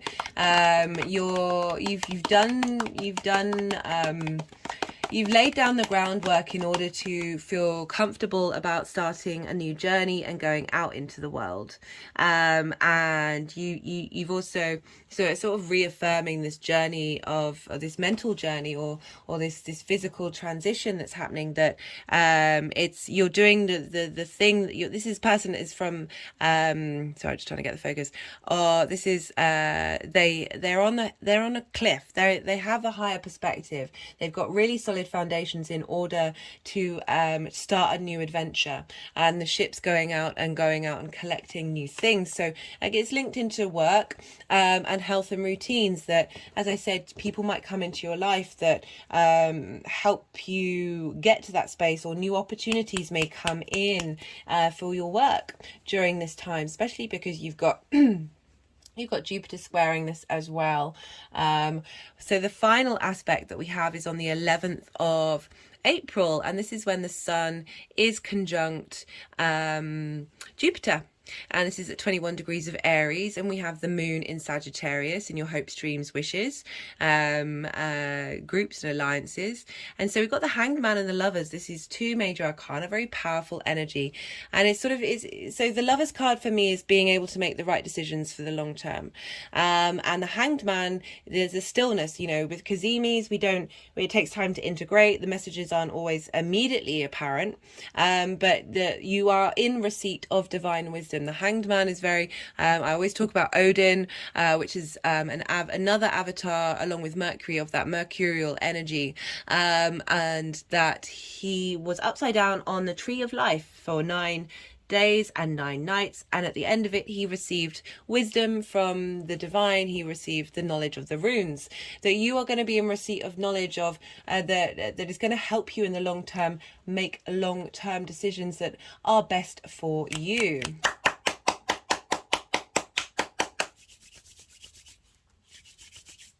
And that's further confirmed by the fact that we've got the King of Pentacles, there we go, the King of Pentacles, this is long-term legacy. This is strength in the 3D realm, and very sure of themselves, very committed, very there's a practicality to the King of Pentacles, but you know, really sure of themselves in order to create their own abundance.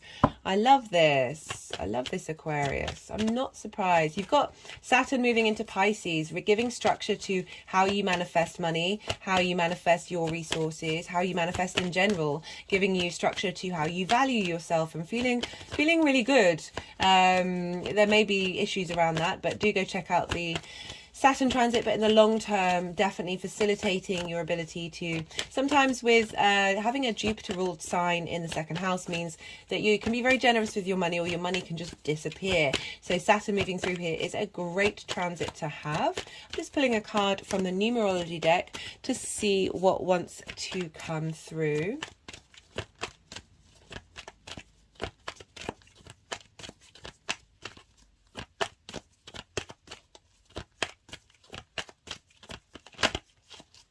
Did one flip over? No, this deck has been so like, all the decks, all the cards are just flying out, and this deck's like, no. We're gonna make you work for it. But yeah, no, I'm sorry, I'm just going off in a little weird space. My relationship with I've got Aries in the 9th house. I can be very independent, very feisty with the universe. Very like, why not now? Why not immediate?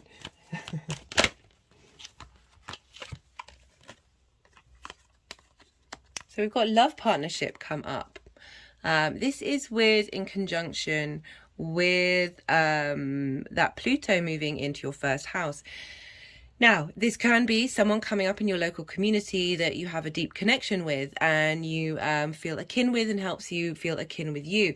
It's also, you got Pluto in the first house, so can be a love partnership with yourself, being able to communicate with all those parts of who you are, and giving you the strength that you have, that internal transformation. I'm just going to, let's pull something from the First Light Tower, and then I'll come back to that. What else was that? Was the Four of Swords. So yeah, a love partnership with the universe, that could also be a thing, because the Four of Swords is very much knowing that, as I said, knowing that you are held. We've got the Fool card come out, Voyager, journey, progress, pathways, very much about going on a new journey. Yeah, there's a lot of this, yeah, there's a lot of support with that new journey, Aquarius.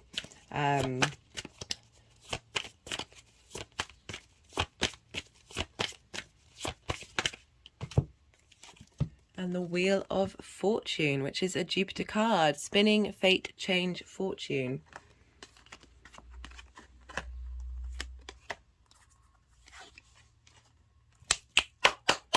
Okay, Aquarius.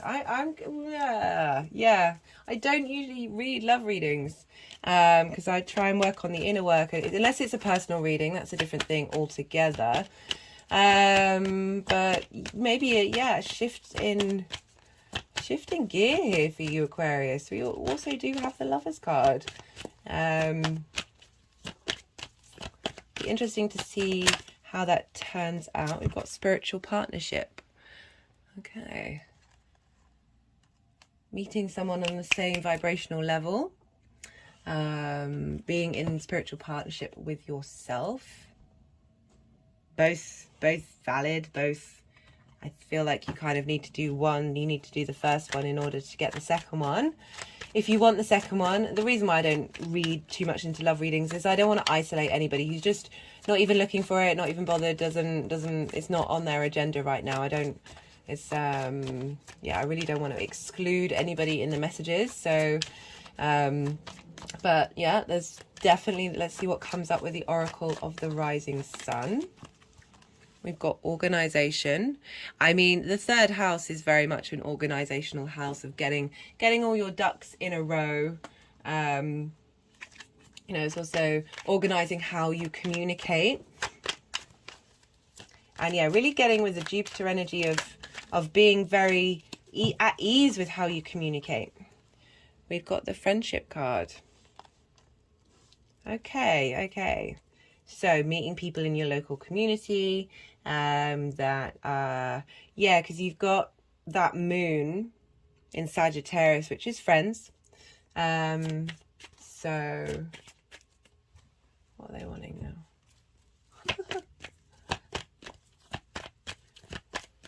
Yeah, the thing is, I always get, as I said, I'm uneasy about reading love relationships because love happens in so many different dynamics.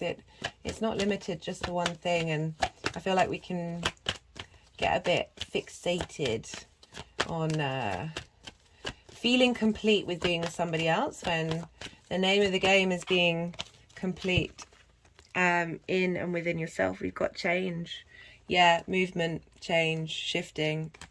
We've got the Fool and change, and the main card being the Six of Swords.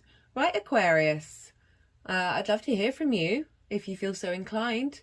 Thank you for being here and sharing your energy while you're watching it. I am eternally grateful, and be well until we meet again. Capricorn rising. How are you doing, Capricorn? Before I start, I just want to say, I'm saying this to everyone, do go check out the Aries reading. I really felt like that was a collective reading for us all, and ended up doing some candle magic at the end. Wasn't planning to, it just happened. So I just want to let people know that that's what happened there, in case they feel so cool to go and check it out, because it felt very powerful at the time. For those of you who are tapping into the Capricorn energy but don't have a Capricorn rising, when I talk about the aspects and how the energies are talking to each other, this will still affect you. It's just going to be happening in a different area of your life. But for Capricorn rising, this Sun in Aries transit is happening in your 4th house. This is squaring your Capricorn energy. Squares are an aspect of Mars. They can bring about conflict, frustration, and drama. But I like to use those things that come up in that way. Learn lessons, move on, and try and flip that energy into friction. We need friction in order to manifest in this 3D reality that we are currently very aware that we're in, this linear time space. So very powerful manifestation energy. You've had this Aries area of your life being active activated quite heavily. So that's all been, you've had Venus has just left there, Jupiter's still moving through there, Chiron's moving through there, helping you untangle wounds, ancestral wounds. That's definitely something being really tapped into for you, Capricorn rising, of connecting to your ancestors in a very powerful way, helping clear the lineages and lines linked into your all the various lineages that you have, your past lives, your galactic space. All of that's going on, and doing a lot of clearing work. Not only for yourself, but for us all, really. Thank you, Capricorn. Also being able to speak to the ancestors a lot more.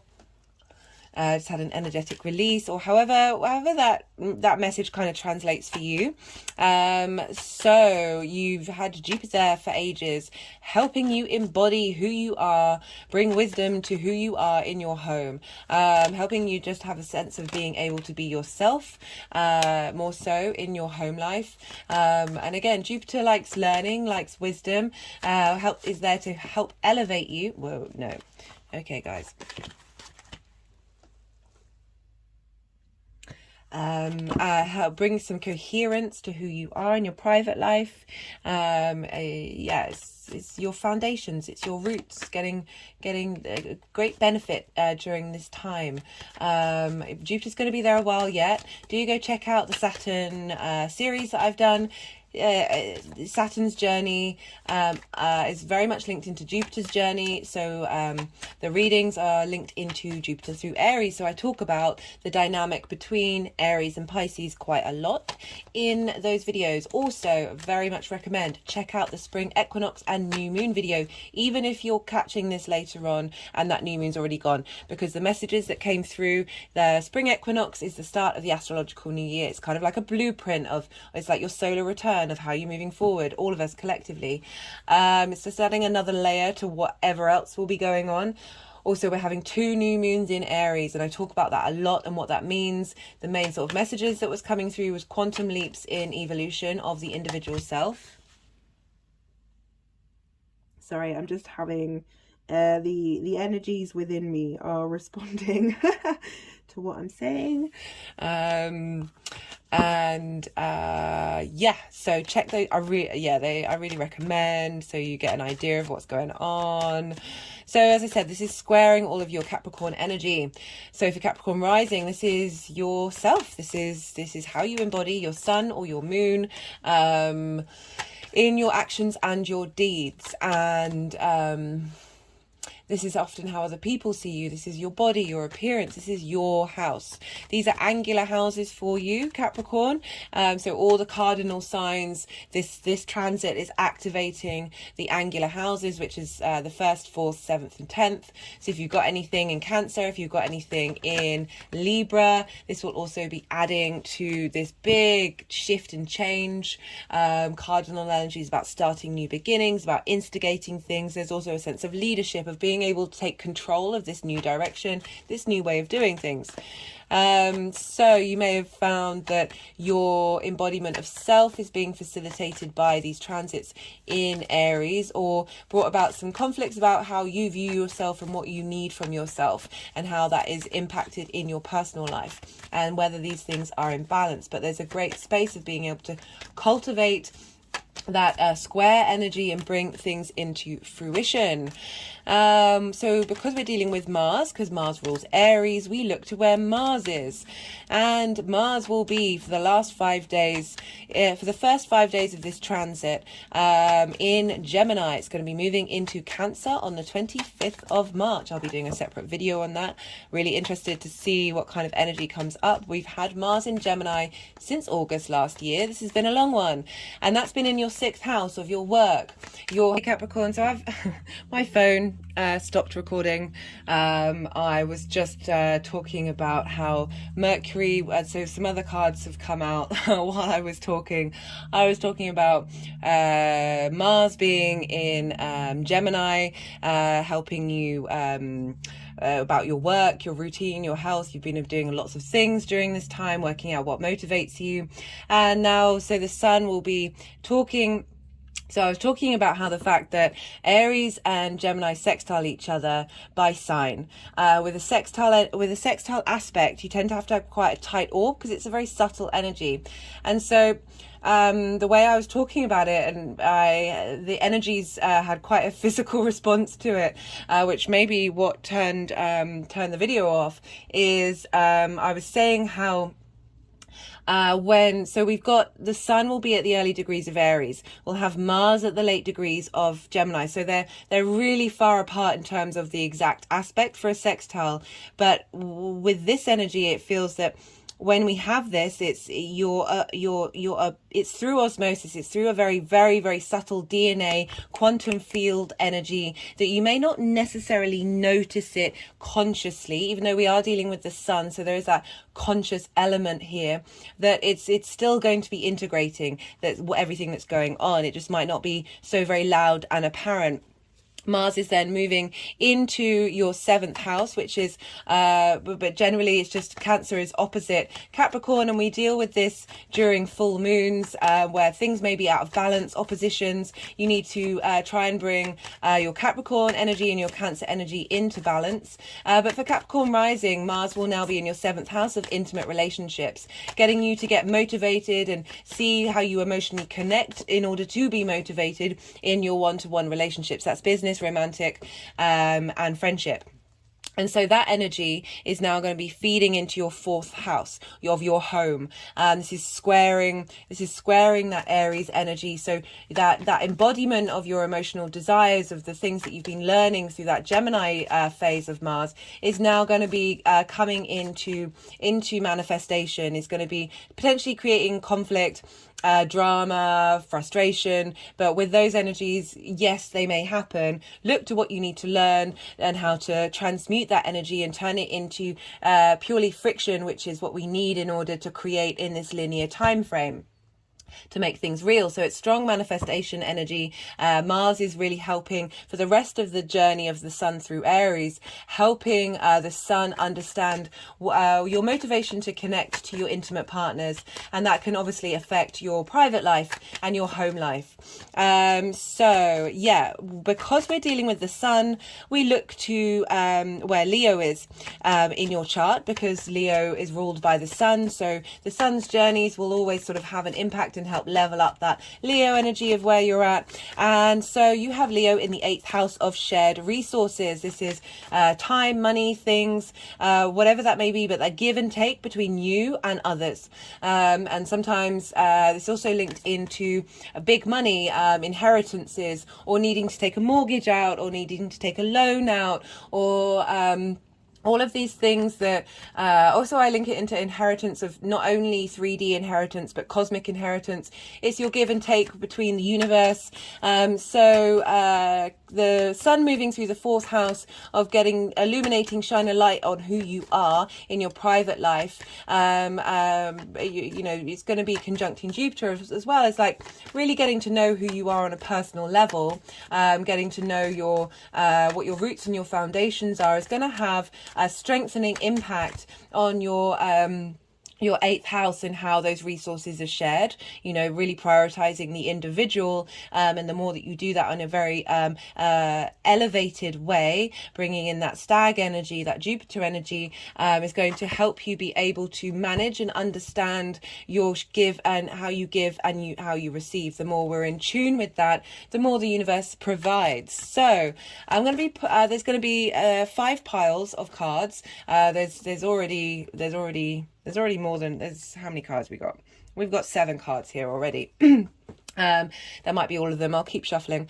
So there's going to be the energy of the sun moving through Aries. There's going to be 3 aspects that I talk about. And then the final pile of how this energy is manifesting moving forward. So the first aspect that we have with the sun in Aries is a sextile to Pluto on the 23rd of March. So Pluto will have moved into Aquarius for the first time in a very long time, in your 2nd house of values, how you value yourself. how you make income, how you manifest, the things that you care about. And I really like how one of the first aspects Pluto is making with its ingress is talking to the sun, shining a light. The illumination and the wisdom of the sun, the central driving force, is giving information to Pluto about your transformational journey in that second house. So that's a really great supportive energy happening on the 23rd. On the 25th of March, Mars will now have moved into Cancer, and this will be squaring, as I said before, squaring that Aries energy, really helping you bring into force and manifestation your motivations with your one-to-one relationships, from the light and the illumination that you are being in receipt of in your 4th house of private life. Got a lot of cards here, guys. Got a lot of cards. Then we'll have a full moon in Libra. So the moon will be in Libra and the sun will still be in Aries. This full moon, the sun will be conjunct Chiron. This is a big moon. I'll be doing a separate video on that and pulling cards for that. So do go check that out, and then maybe come back to revisit the end of the video to see how that information relates to the sun's then journey throughout Aries. On the 11th of April, this is when the sun will be conjunct Jupiter at 21 degrees. This is called a cazimi. This is when the sun shares divine wisdom, divine illumination with Jupiter, letting Jupiter, you've been there for a while, it's going to be there for 2 months afterwards, so you're really going to be able to integrate the wisdom and divine inspiration from the sun about who you are and what you are in your home and what matters to you, how you can move about in your home with ease, with a sense of opportunities and expansion. At the same time, the moon will be in Sagittarius. The moon will be in Sagittarius and will be trining the sun and Jupiter. So you have Sagittarius in your 12th house, the hidden house, the house of self-unraveling. There's a lot of magic in this house. It's basically tapping into your unconscious, all those constructs that may be hidden from you. But also, as I said, a lot of magic, because it's the mysteries. It's the mysteries of the universe come through. It's that period. It's before the start of the new cycle. The more we integrate that part of who we are, the more it can be unseen, as I said, you know, parts of you that are unseen. The moon being there is really highlighting then your emotional needs from that space, being able to integrate parts of who you are. You may have some, but it's a trine to the sun and Jupiter, so it's providing wisdom, inspiration, elevation, connection, expansion, and just a sense of opportunities of integration during this time, and feeding that information into the sun and Jupiter, so really facilitating that journey that you may have with the 12th house. Following that, on the 19th or the 20th of April, depending on where you live, we have the second new moon in Aries. This is a hybrid eclipse, so this is a real big new beginning, whereas where today is sort of a clearing out, an elevation, but also there's a quick succession, the quantum leap that I talk about in the spring equinox video. So yeah, these are the aspects that are going on at the time for the sun in Aries. So let's see where these cards want to go and what wants to happen.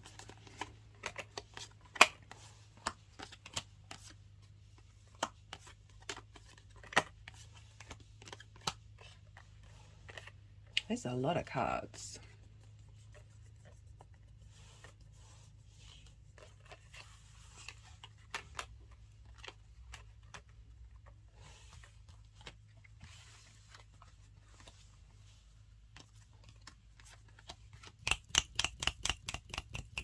As I said in the introduction, this is going to be, we'll just bear with us while me and the energies are working, transmuting the energies between these cards, helping support the growth that we have in this journey.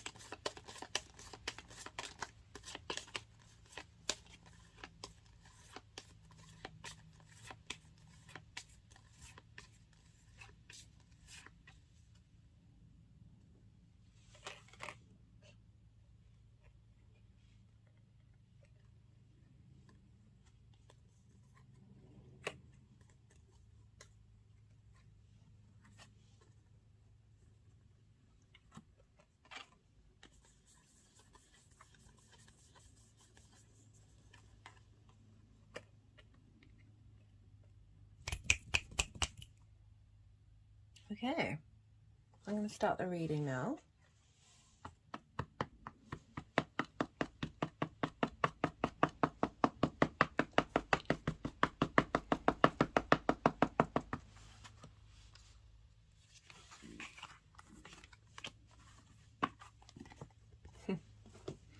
Okay, cool.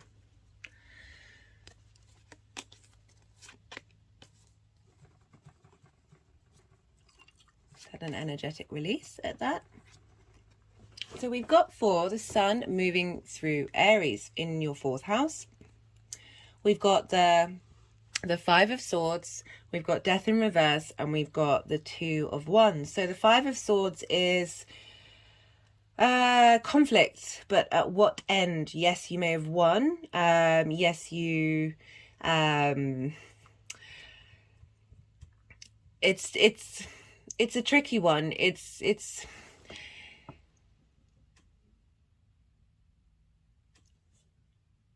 you know, I'm kind of feeling, because it's the 4th house, it's your private life, that it might have been more internal battles.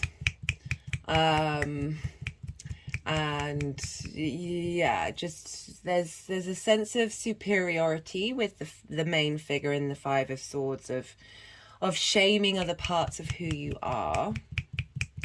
This is linking into Pluto. No, sorry, this isn't. This is the first. Sorry, I apologize. Sorry, the energies are just sort of melding and manipulating around my 3rd eye, so it's a bit distracting. But there's a sense of battles, but to what end? Yes, there may be winners and losers, but how does that serve long term? That there may have been in your home life, in your private life, you may not be this figure. It may be that this was a sense of a person of authority who wanted to lash out. There's a sense of having a sharp tongue, because we're dealing with the swords here. You know, you've also got Aries in your 4th house. It could have meant that growing up that there was this a combative energy, there was a competition energy, a conflict energy, that the sun, with everything else that's been going on in Aries, is now illuminating and moving past, because we've got the Death card. Of being able to let go of these things, transmute this energy in your home life, in your private life, because we tend to repeat cycles, but we try our best not to, but there's still that lingering thing there of needing to compost that old energy. And it feels like the sun is helping clear that out and move that through, because then we've got the 2 of Wands for the overall message of the sun moving through Aries. And this is getting the lay of your land, like now reassessing, because there's a restlessness to this energy, because they're looking outward, they're looking to new adventures, but what it's really asking you is to be in command and know all the details. This is, as I said, long-term manifestation, but done from a really good foundation. There's now that you've sort of cleared the decks of that energy, you're sort of reassessing that home life, that private life, how you interact with it, and giving your space time to integrate and understand where the new direction is. Remember, we're dealing with 2 new moons during this transit, so there's a clearing out, and then there's an even bigger new beginning happening after doing this clearing out. Okay, I don't know what's going on, but my phone just stopped again recording. Oh goodness me, I hope that, yeah, anyway, a real sense of authority. As I said, court cards can represent outside people. We're also doing with the sun, can be a sense of authority that, but I really feel like you're gaining authority in yourself, and being able to express that from a very clear, precise way. Because we've got a celebration card. We've got the 4 of Wands. This is very much celebrating with others. And, I like how that's coming up in the 7th house with Mars there, of interacting with your intimate partners, being able to be clear about who you are with those intimate partners, and being able to celebrate that journey. we have for the final aspect, this is when the sun is conjunct Jupiter. We've got the Seven of Pentacles, the Ace of Swords, and the Six of Pentacles. So the Seven of Pentacles, you can feel like you've been doing a lot of hard work and not necessarily seeing the outcome of it.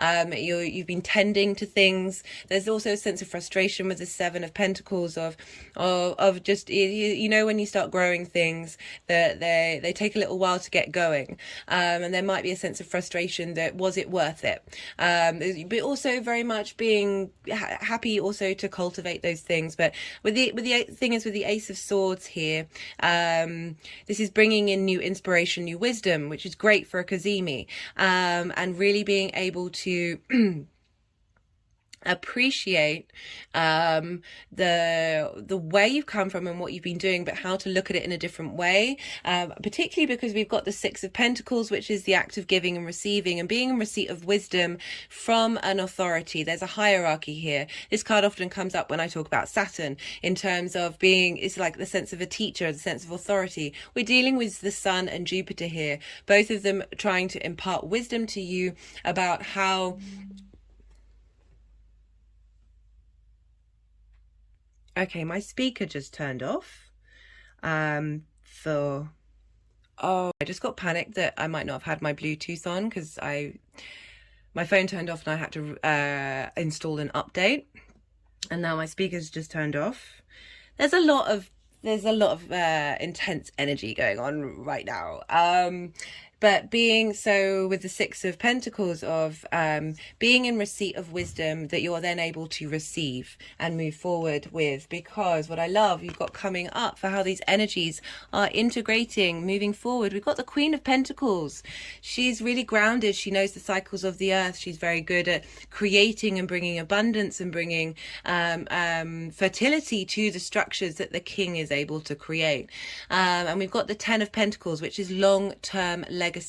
This is bringing in the magical. This figure has very magical and intricate patterns, and these figures are sort of wearing very plain clothes. It's sort of bringing in the 3D and the 5D together in order, bringing in that balance in order to cultivate a sense of legacy. So I'm really liking this energy coming up for you, Capricorn.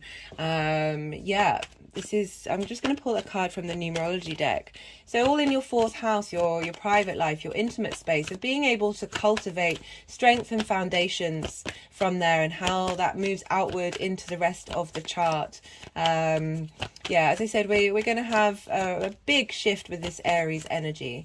We've got 2 new moons, and Jupiter there, and all of that stuff going on that is really also impacting. We've got change. We've got change.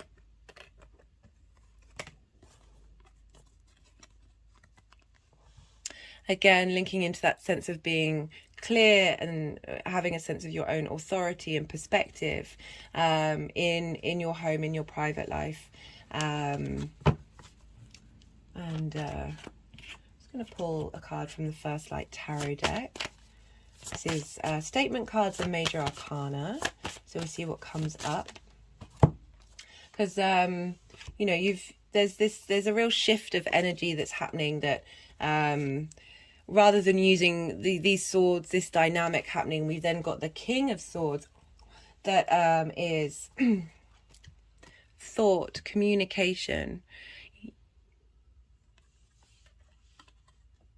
being able to communicate with yourself in your home, in your private life, with a sense of longevity, a sense of long-term stability, and being able to manifest.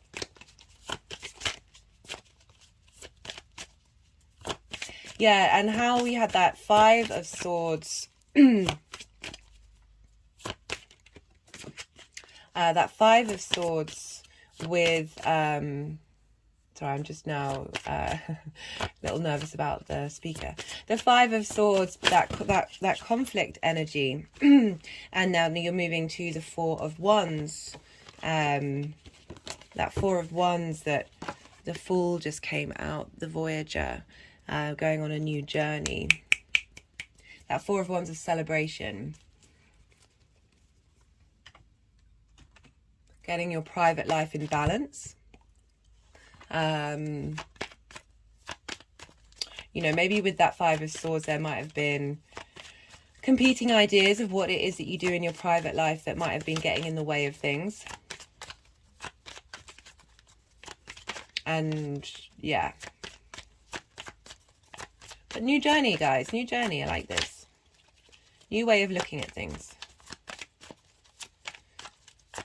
But I like that thoughts, what was it? Communication. For a moment I thought it said compassion, which is definitely something that we need to give ourselves and those around us at all times. I'm just pulling a card from the Oracle of the Rising Sun. Very appropriate for this Sun transit. Yeah, there's going to be a lot more clarity in the fourth area, in the Aries area of your life. Because the Sun is exalted there. You're going to get a more sense of who you are, a sense of determination, being able to follow through on things.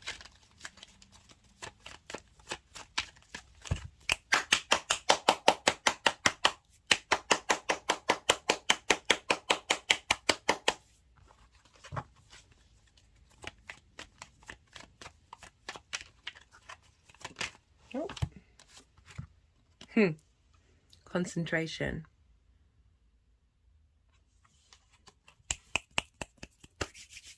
Yeah, maybe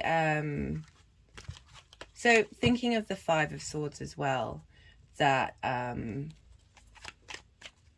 know, if you think about all the different parts of who you are. God, that's a bit raunchy. Oh no, well, it's not raunchy. Domination. That I was just about to say that there's maybe a part of who you are that's taken over and taken control, and at what cost has that been, has dominated a part of who you are, and the end results haven't been serving long-term goals. I'm just going to do one more card. No. Oh, the energy's been wild today. Wild.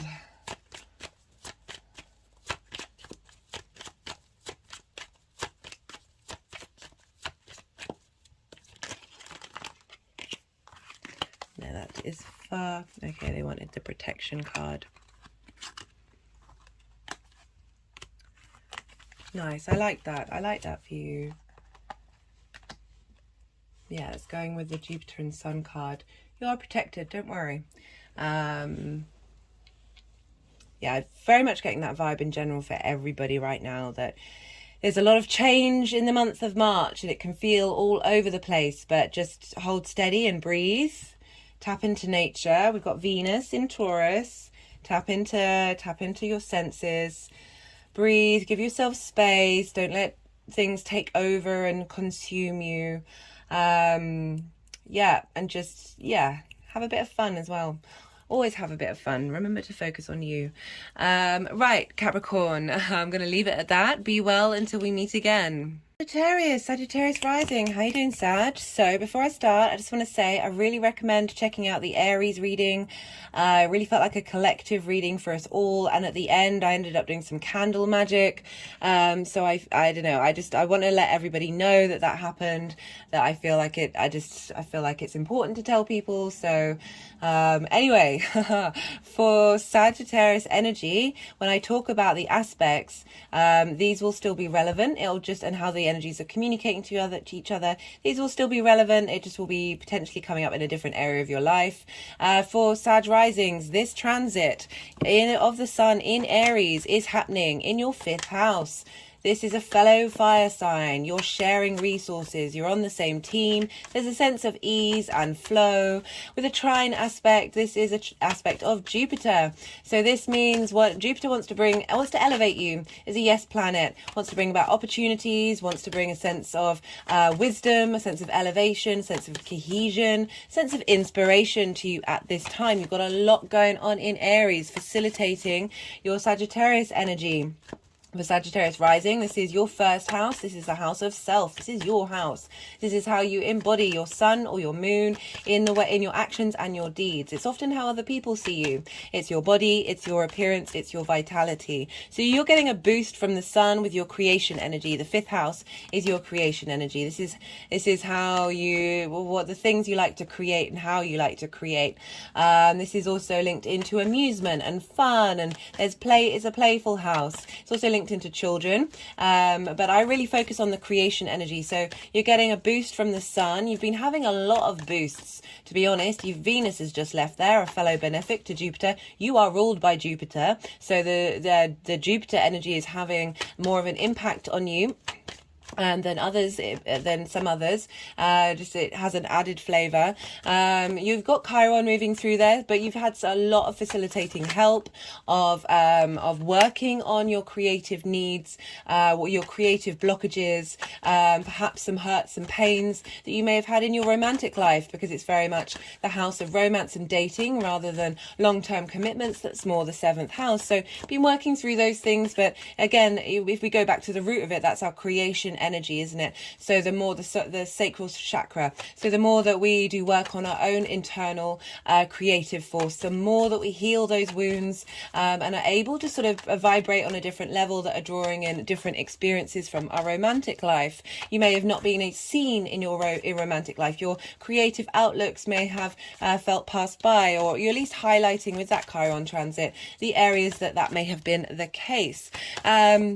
So now we've got the sun there. Mercury's been there for a couple of days. I've yet to do that transit talk. I will be doing a separate one for that. So Mercury's there as well. Lots of fire communication energy, lots of fast action. I've certainly noticed since Mercury's moved out of Pisces that the speed at which I'm speaking is a lot faster. Yeah, so there's a lot of facilitating support in you getting creative, you getting to enjoy how you create, enjoy that sense of cultivating that internal spark of who you are. And so because we're dealing with Aries, we're looking to where Mars is, because Mars rules Aries, and what's going on with Mars will have an impact on the houses that it rules. So Mars has been going through Gemini. This has been opposite your Sagittarius energy. We deal with oppositions when we look at the full moons. This can tend to highlight places that we're out of balance, or show a culmination of that bringing together of those two energies and the magic that it creates. So Mars has been there since August. And for you Sagittarius risings, this is in your seventh house of intimate relationships. There could have been a lot of figuring out what motivates you in your intimate relationships. There may have been some conflict and drama and frustrations with your intimate partners. And all of this was trying to get you to realize who you are and what it is that you want in those relationships, and what is truly worth it in the long term. So the first 5 days of this sun transit is going to be sort of bringing together the energies of what Mars has learned in Gemini. Now, the Aries and Gemini sextile one another, and so this is an aspect of Venus, again, bringing about harmony, beauty, desire, connection, love, intimacy, pleasure, creativity. But with a sextile aspect, we have to do usually quite a tight orb, because it's a very subtle energy. It's not like a conjunction, square, or opposition that are quite very prominent. And so with this sextile, we don't have, so Mars is at the later degrees of Gemini, this sun is at the early degrees of Aries, so it's way off what a traditional aspect would be. But I see this as when they're in the same houses that have that sextile energy in the way that they communicate with one another, this is affecting us on an atomic level, on a quantum level, that we may not necessarily be consciously aware of, but that integration is still happening. However, with the sun shines light on things, so it may be things come up where you do see that integration very quickly. Mars will then move into Cancer, your 8th house of shared resources. And so this is this will now square that Aries energy.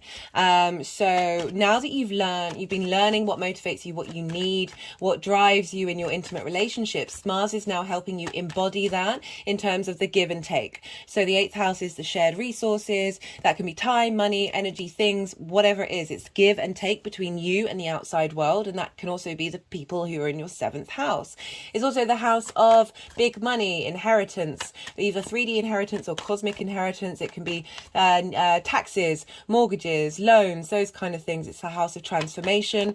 And so Mars is going to be kicking around in there for a little while and squaring off with this Aries energy. As I said, squares can bring about manifestation into the 3D. There may also be a little bit of drama at the beginning where, you know, Mars is now in the sign of the moon, our emotional needs, our instinctive responses, and that how we cultivate others, how we nourish others, and how we nourish ourselves. So there can be things come up at the beginning of this, but as I always say, this is a time to look at what they are and learn lessons in order to transmute them, and then shift gear so you can get in line with your soul's journey below all the layers of trauma and nonsense, basically.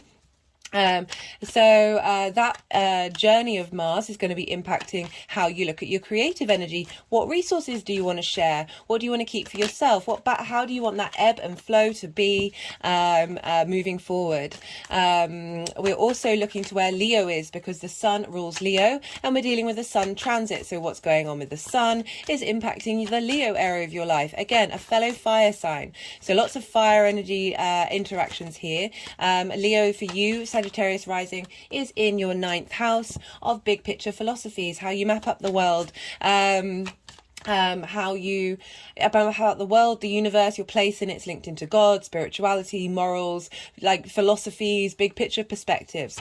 It's also linked into foreign travel. So if you are traveling during this time in a land, in an environment that you didn't grow up with, so you are unfamiliar with, you're going to be able to sort of immerse the leveling up of that creative spark that the sun is doing is impacting the experience that you're having in the 9th house. So there's going to be more depth and more understanding and more wisdom coming through, and more light shining, more energy happening in your 9th house of if you're immersing yourself in a different land. It's also linked into higher education, but in that sense of mastering something that you've already been on the journey of learning. Right, so those are the general energies that are going on right now. And so there'll be 5 piles. There's been quite a few cards coming out, so it's not just going to be 5 cards, but the first pile will be the energy of the sun moving through Aries, and then there'll be 3 aspects which I'm going to talk about, and then the final pile is how the energies are going to manifest moving forward. So the first aspect that we have, this is on the 23rd of March, when the sun sextiles Pluto. Pluto will have just moved into Aquarius, which for you is in your 3rd house of communication and your local community. So this is a long-term transit. Pluto won't be in Aquarius without moving into Capricorn again. So it will be, the final ingress will be in December 2024. So we're going to be moving in and out of Aquarius and Capricorn during this time. I'm going to be doing a separate video on this, so do go check that out. I really like the fact that one of the first aspects Pluto is making is this sextile to the sun. Again, sextile energy. This is benefic of Venus, wanting you to bring about harmony, beauty, love, appreciation, a sense of creativity, a sense of connection, of relationships, there's do we want this one?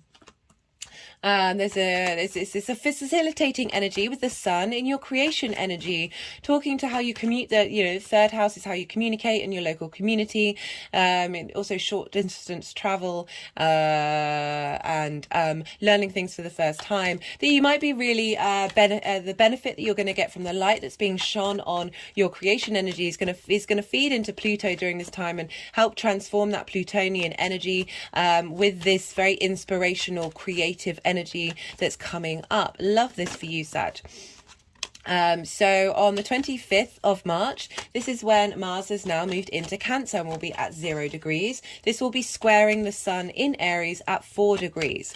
So as I said, the Mars is in Cancer, which is your 8th house of shared resources, squaring the sun in Aries, which is your creation energy, your place of fun. So it might be that you're having more fun and more, your emotional needs are being met in the outside world. There's a lots more experiences, the shared resources that are going on are facilitating your, not only your creation energy, but your desire to have fun, your desire to amuse yourself, as well as perhaps with dating and romance. I don't tend to focus on that in my readings. I focus more on the internal work, because the more that we work on ourselves, the more that we get to a frequency level that is more attuned to who we are and where we're headed long term, the more chance we're going to meet up with people that are on a similar vibrational level. How many cards have we got now? We have 8 cards. I'm just going to shuffle while I'm still talking and see what comes up. So after this, we're going to have a full moon in Libra. The sun will be conjunct Chiron in Aries. And you have a Libra in your 11th house of hopes, dreams and wishes, communities, groups, alliances. So This is shining a light on that area of your life, maybe a culmination of what's going on in your journey, maybe interacting with people, your hopes and dreams, maybe manifesting, or there's going to be maybe an ending of something that's clearing out, also highlighting the imbalance you may have between your creation energy and your spark of life and your hopes and dreams, and getting them, especially with the sun conjunct Chiron, of really getting those into balance. I'm not pulling a card for that because I will be doing a separate video on that full moon. Do go check that out. Maybe come back to this video and re-watch the last part of it to see how those cards and the messages that come through impact on the rest of the journey of the sun through Aries. On the 11th of April, our final aspect that I'm pulling a card for, the sun will conjunct with Jupiter at 21 degrees of Aries. This is called a cazimi. So when we have a cazimi, this means this is when a planet is directly within the sun. And it gets to receive a sense of divine wisdom, a sense of divine illumination. Messages are being passed from the center of our solar system, which is our portal into the rest of the universe, as a sense of wisdom. We've got wisdom on wisdom here. We've got a very direct sense of self. As well as the energy of wisdom and expansion and cohesion, talking to one another. Jupiter's going to be in Aries for the next couple of months, so you're really going to have time to integrate the messages that are coming through. And while this is happening, Venus is going to be trining Pluto. She'll have moved into Gemini, your 7th house, talking to Pluto, how you communicate, your local community. Venus is basically going to be one of the many things Venus is going to be doing in Gemini is smoothing over the potential chaos and conflict that Mars may have created. She'll be doing her own things as well. She's not just tidying up after Mars. I do appreciate that, Venus. I nearly said that was the only thing she was going to be doing, and I got a very strong energy of no, that's not. We're trining Pluto, again, sharing your desires. I'll be doing a video on that, both for Venus and Pluto, so do check those out. But I wanted to let you know that that's another aspect of going on that's happening while you're getting this download from the sun to Jupiter. At the same time, the moon will be in Sagittarius, your sign, trining the sun and Jupiter. I love this. When the moon moves through the first house, you can get more in touch with your emotional needs. There's a sense of confidence there. There's a sense of just really feeling very intuitively yourself during this time. And I love that this is happening at the same time as this conjunction with the sun and Jupiter. And then we'll have a new moon on the 19th or 20th of April, depending on where you live. This is the second new moon in Aries. Do go check out, I can't remember if I said this for you guys, I'm sorry if I'm repeating. Do go check out the spring equinox and the Aries new moon video. The spring equinox is sort of the blueprint of where we're headed. It's like the solar return for us for the new astrological year. Having these two new Aries new moons are very impactful on our journey as an individual. And also check out the Saturn in Pisces transits. And so there's blah, blah, blah, blah, blah. In part 1 of the all 12 signs series, I recommend watching all of them, to be honest. There was a lot going on. There's lots of layers. This Saturn transits is pretty important for all of us. And you're having it in an angular house or the fourth house, it's squaring, or it's just generally squaring your Sagittarius energy. Anyway, my point is, in part 1 of the All 12 Signs series, I talk about Jupiter in Aries and how that is with the Piscean energy. So it's just going to add another layer on this Aries energy to see how this is all coming together. Right, now let's see where all these cards want to go.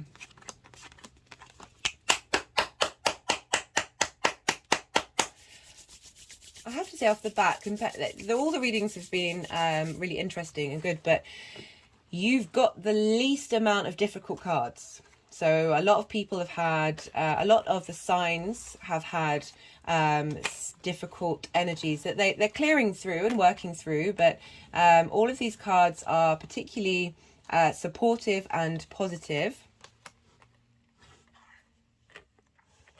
So we've got, we want 5 piles here, guys.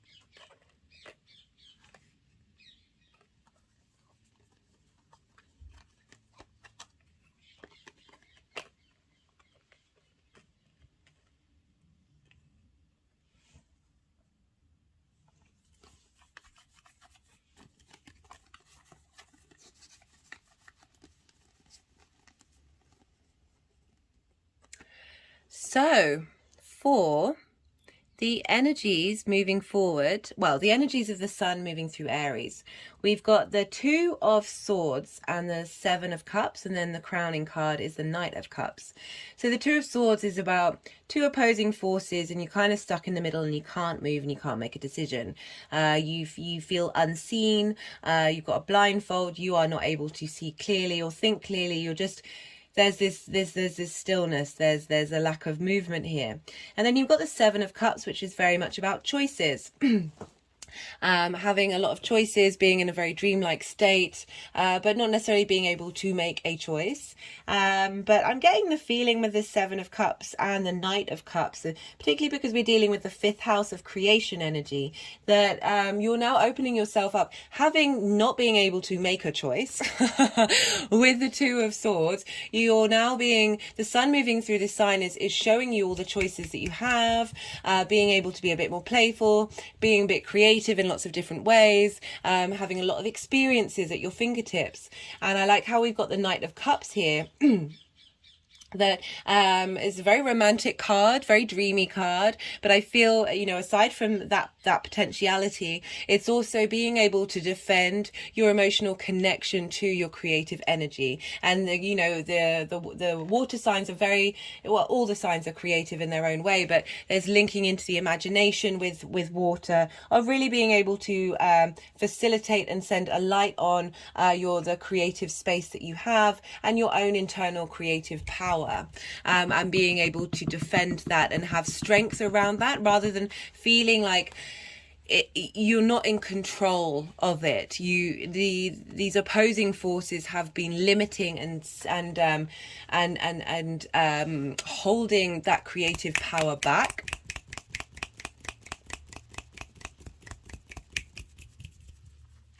We have for the 23rd of March, when the sun is sextiling Pluto. Just trying to get this into focus. The sun is sextiling Pluto. Love this. This is the deep, deep healing card. This is renewal of self. She is unclothed. She is the truest version of who she can possibly be. She has gone through a deep state of emotional clearing and healing and regeneration. There is now a sense of the ability to hope and dream, working with both the earth and the galactic energy combined. Love this for that Pluto energy, and the sun talking to Pluto of this transformation that you're going to go through. We then have for Mars in Cancer in the shared resources, squaring the sun. So we've got the Hierophant and we've got the Three of Wands. The Hierophant is very much about, so in my old deck, it was called the Guru card, and this was, even before I used that deck, it was very much how I tapped into the Hierophant of, and, oh, what was that? Was that the spring equinox reading where I read from the book? Really go check that out. There was a really powerful, I have this beautiful book. It's one of the few books that I tap into in terms of the tarot, that just wrote a really beautiful passage, which was essentially kind of confirming what I thought about the Hierophant, is don't seek knowledge and support from outside structures. Seek it from within. We're dealing with your creative energy, the wisdom. You hold all the wisdom that you possibly have. My hand's just gone around, but in between the root chakra and the sacral chakra, of you hold the strength and power and knowledge in order for you to be able to connect to yourself, to the world around you, and to the divine, and that true creation spark that you have within you. And we've got the Three of Wands, which is the Dominion card, which is having established that sense of authority and that grounded foundations, you're then able to go on a new creative journey. Love this.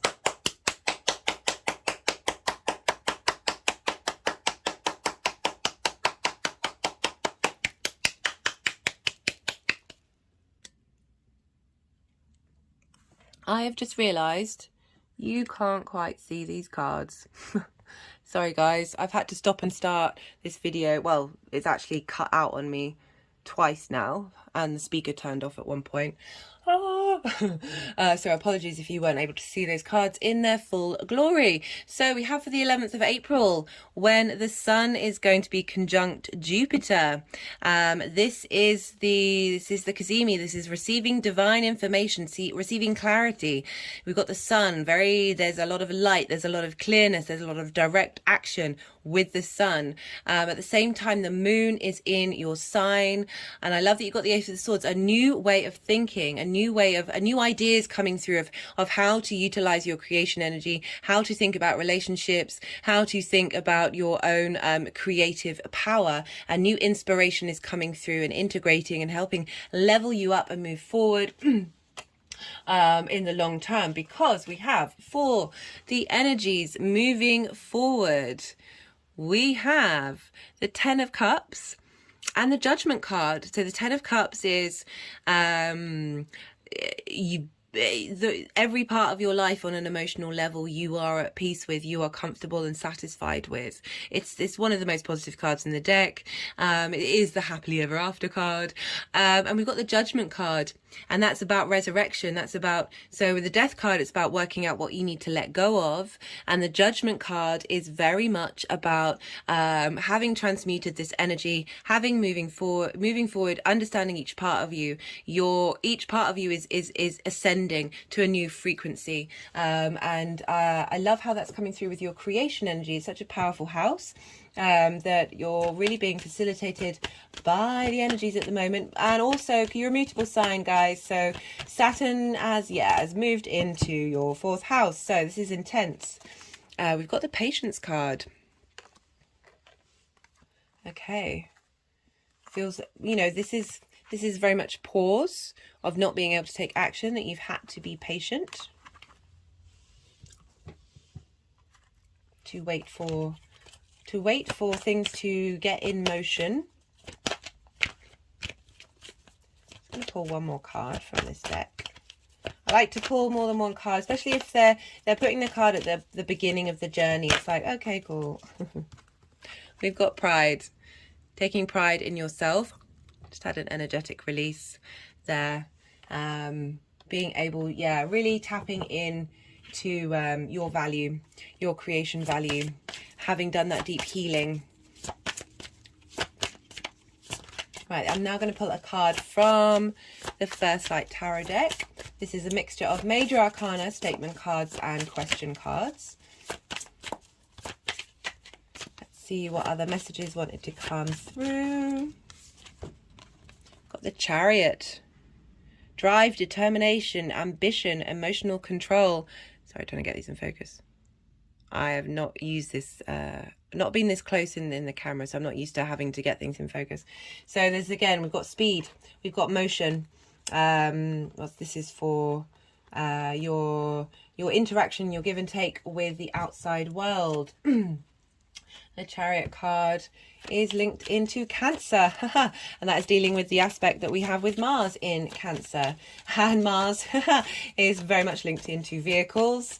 The Chariot is a vehicle, very appropriate. Right, now pulling a card, final cards from the Oracle of the Rising Sun. Let's see what wants to come out for the final message for Sagittarius with the Sun in Aries transit. Again, too many cards, guys. Yeah,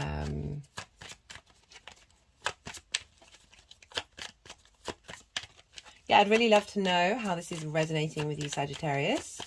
Yeah, Jupiter is having a big impact on you, especially that trine, that ease. There's a sense of flow. You've probably been working on all these things already, and now the sun's just coming along and helping you really understand, really have clarity. We've got order.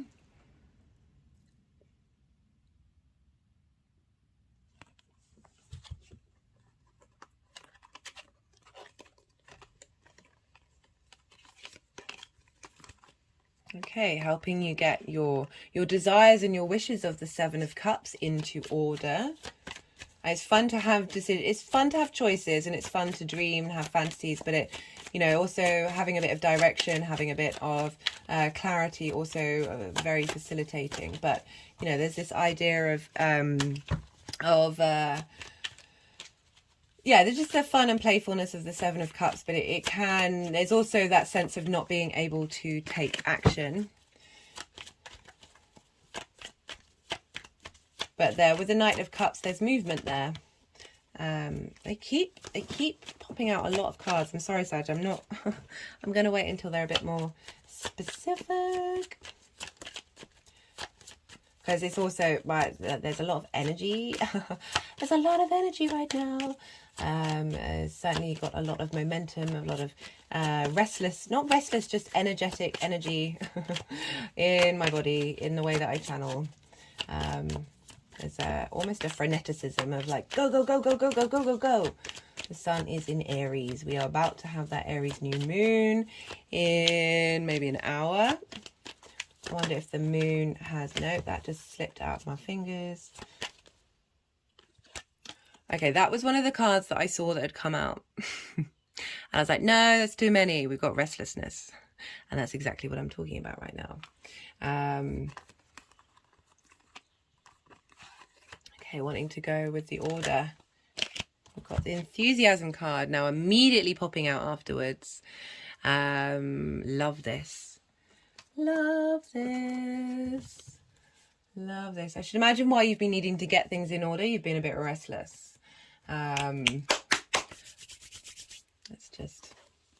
Let's just hold these cards up for you guys. That's a lot of fun. There you go. That's a lot of... Anyway, Sag, I'd love to hear from you if you feel so inclined. But thank you for watching. I really appreciate the energy transfer. And really go enjoy this time with this big fire on fire energy. Trines, there's just an ease, there's a flow to it. It's very inspirational. There's a time for cultivating ideas and seeing what's coming through. Love this for you, Sag. Be well until we meet again. Scorpio rising. How you doing, Scorpio? Before I start, I just want to say I really recommend going and watching the Aries reading. It really felt like a collective reading for us all, and I ended up at the end doing some candle magic. Wasn't intentional. This is how I channel. Just things just happen. And I just wanted to let everybody know so they don't necessarily just in case you're interested in checking that out and having that energy transfer. Right, for Scorpio energy, when I'm talking about aspects and how they talk to each other, this will still apply to you, and it will just be in a different area of your chart. But for Scorpio risings, this transit of the sun in Aries is happening in your 6th house. This is in conjunct to you, Scorpio. Inconjuncts are where they traditionally don't have anything in common to talk about. They are different they are different elements, different modalities, and one is a day and one is a night sign. Scorpio, you are a night sign. Aries is a day sign. Aries is cardinal, fire energy. You are fixed water energy. So it's just like having a conversation with somebody where you don't have any common denominators to get the ball rolling. So it can be a bit awkward. It can be a bit uncomfortable. There can be some friction there. But also there's a lot of respect of trying to get on this, of appreciating something that you don't necessarily see in yourself. But we have all of the signs in our wheel house, and the way I see it is hopping on one leg, patting your head with one hand and moving the other hand around in a circle on your belly. Very difficult. Well, some people are really good at this stuff, but very difficult to do. We struggle with multitasking. We like it when things are a bit more smooth line, a bit more easy, because our mind isn't in trying to work out everything all the time. It's not constantly trying to assess everything. There's an ease. So when we have an ease, more magic comes in. So like practicing engaging with these two energies, because once you nail it, there's real unique ways of bringing in this energy. So the 6th house for you, Scorpio, is your house of work, the house of health and routines. It takes hard work to get the routines going to take care of our health. It can also deal with co-workers. It's another way of essentially of the mode in which you work. It's not necessarily the career, the life path aspect that is the 10th house. So you've had a lot of action going through this Aries part of your life. Venus has just left there. She's now in Taurus in your 7th house of intimate relationships, opposing your Scorpio energy. I recommend checking out that Venus transit. It's activating a lot of eclipses, and so for fixed energy, particularly Taurus and Scorpio, this is important. I mean, it's important for all of us, but you're feeling it on those angular houses. All the fixed signs are. So you have Jupiter there with Chiron. So Chiron moving through there, bringing up old wounds. But with the benefics, they're helping heal those and help transform them. Mercury's now been there. I'll be getting around to doing the Mercury transit video next after this one. There's just so much to do over the next 2 weeks. It's crazy, but I want to get this information out for all of you guys so you understand and appreciate and be able to make your own informed decisions about the multi-layered energy that's going on in the world right now. Lots of change. Be kind to yourself at this time. It's pretty hectic out there in the astro weather. Right, so Mercury's been in there for a while. The sun has just moved in there. The spring equinox giving you a new lease of life in that area of your chart. Today is actually in about 20 minutes. I'm probably still going to be recording this because I've had quite a lot of technical difficulties today, but it's all good. I'm probably still going to be recording this at the exact time of the new moon in Aries, and so that's helping you instigate new things, clear out old things, start afresh. But it's a very quick turnover because we've got a second new moon, which will be a hybrid eclipse because the nodes will still be in Taurus at the end of Aries season at 29 degrees. I really recommend checking out the spring equinox video with the Aries new moon. I talk about a lot of this energy. The main theme that came through, I mean, there was so much good stuff that came through.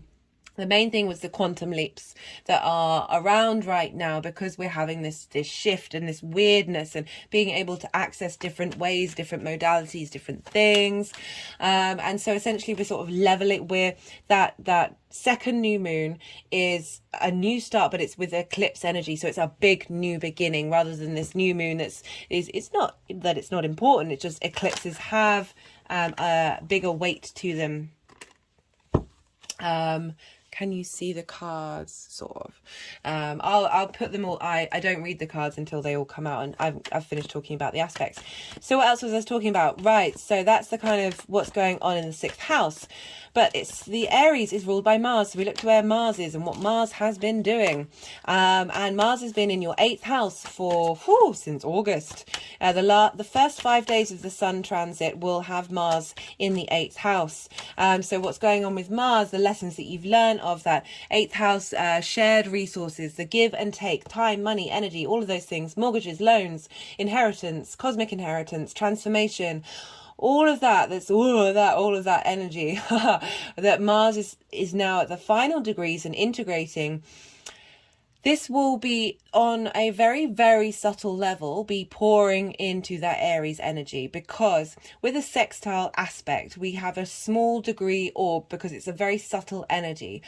And we have the Sun at the beginning of Aries, Mars at the end of Gemini. So they are way out on the exact aspect for the sextile. However, these signs still, by sign, sextile one another. So that's the aspect of Venus of bringing about harmony, creativity, beauty, appreciation, value, relationship, connection, love, desire, sensuality.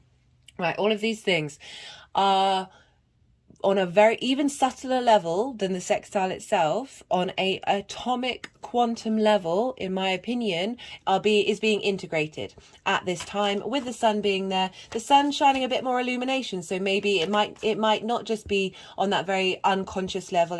There might be some more conscious understanding of Mars's journey through Gemini, helping facilitate how you give and take and how that affects your work, your health, and your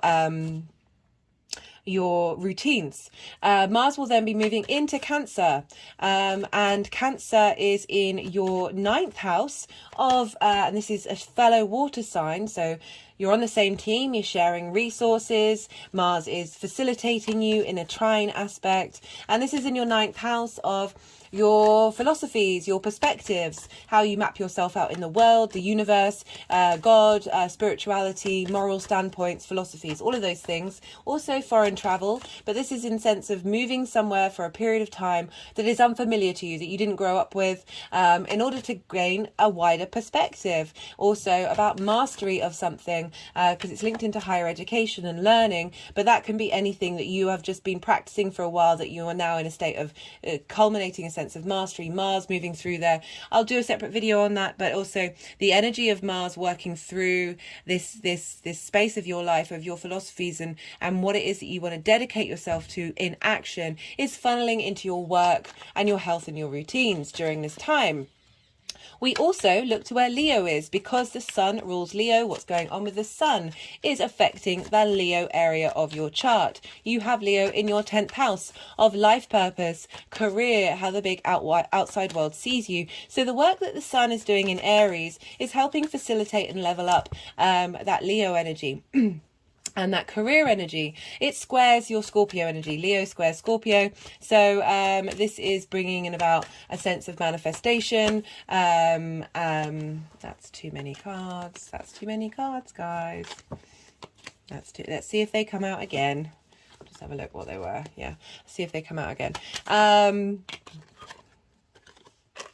No, that was not one of the cards, just in case you were curious. So that squares your Scorpio energy. And so that can bring about conflict, drama and frustration, but also bring things into manifestation. So the Sun is helping facilitate where you're headed, what you're doing, and how you feel about your career and your big life purpose. Right, so that's the general energy going around right now for you with the Sun in Aries. There are going to be 5 separate piles. The first pile is going to be the Sun's journey through Aries for you. The second and third, fourth pile are going to be aspects that I'm going to be talking about in a moment. The fifth pile is going to be how these energies are going to manifest moving forward. So we want at least 5 cards. There has been quite a few cards coming out, so I'm just going to keep shuffling while I'm talking about the aspects and see what's coming out for you guys. So on the 23rd of March, we have, and there's a chance this video, there's been so many things going wrong with this video that this is this is probably not going to come out until the 23rd, but it doesn't mean that you can't tap into that energy at a later date if you're coming to this video after that time. So this is when the Sun is going to sextile Pluto. Pluto will have moved into Aquarius on this day. It will be at 0 degrees of Aquarius. The Sun will be at 2 degrees of Aries. Aquarius and Aries sextile one another. I'm really liking that this is one of the first main aspects that Pluto is making at its ingress, its first ingress into Aquarius since a very long time. Pluto is going to move in and out of Capricorn and Aquarius. It won't be in Aquarius fully until December 2024. So we've got the 1 foot in, 1 foot out during this time. But I like, we've got the illumination of the Sun of your health and your routine and your work, the inspiration that you're going to get from this illumination, this strength, this sense of vitality with the Sun moving through Aries. It's going to be feeding into Pluto in Aquarius in your 4th house. You've just had Saturn move through there. What I love about this transit, this facilitating transit, which I will talk more about with the Pluto video, is the fact that Saturn's gone through the sign for all of us and helped establish stronger foundations, help us be able to tackle fear, tackle isolation, rejection, separation a lot more. We're more grounded, we've got stronger foundations in order to work with the magic of Pluto moving through that sign, moving forward. And we've got one of the first aspects. The Sun is shining a light. The Sun is shining brilliance from the center of the solar system onto Pluto.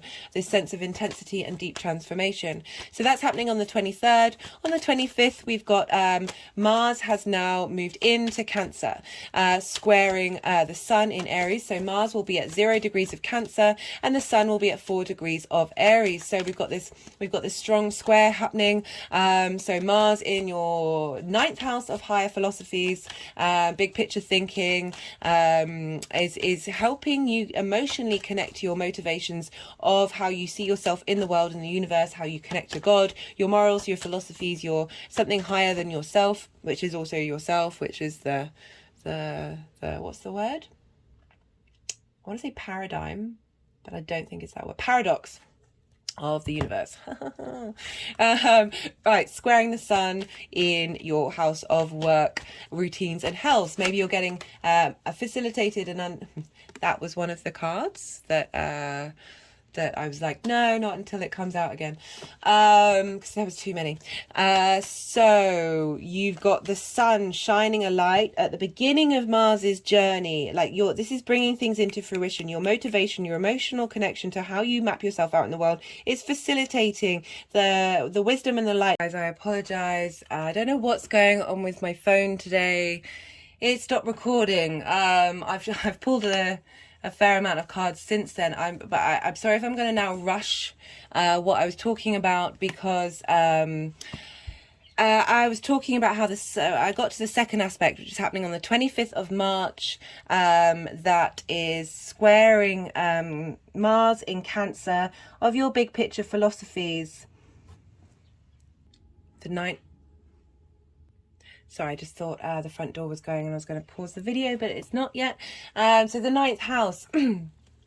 This is a space of, this is where your higher philosophies, sorry if I've already repeated myself, this is your higher philosophies, this is how you map yourself out in the world, the universe, your morals, your connection to God, spirituality, however you want to phrase it.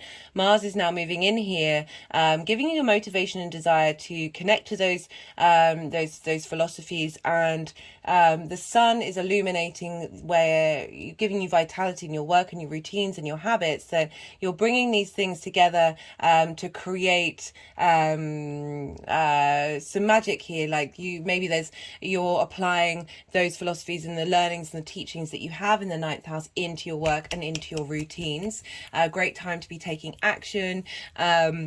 Also, I did say for some of you that you might be traveling for work, because it's linked into traveling to places that you haven't been before in order to get yourself a new perspective. This also can be a culmination time of learning that what you're doing, you're taking more action in mastering something that you've already been working on.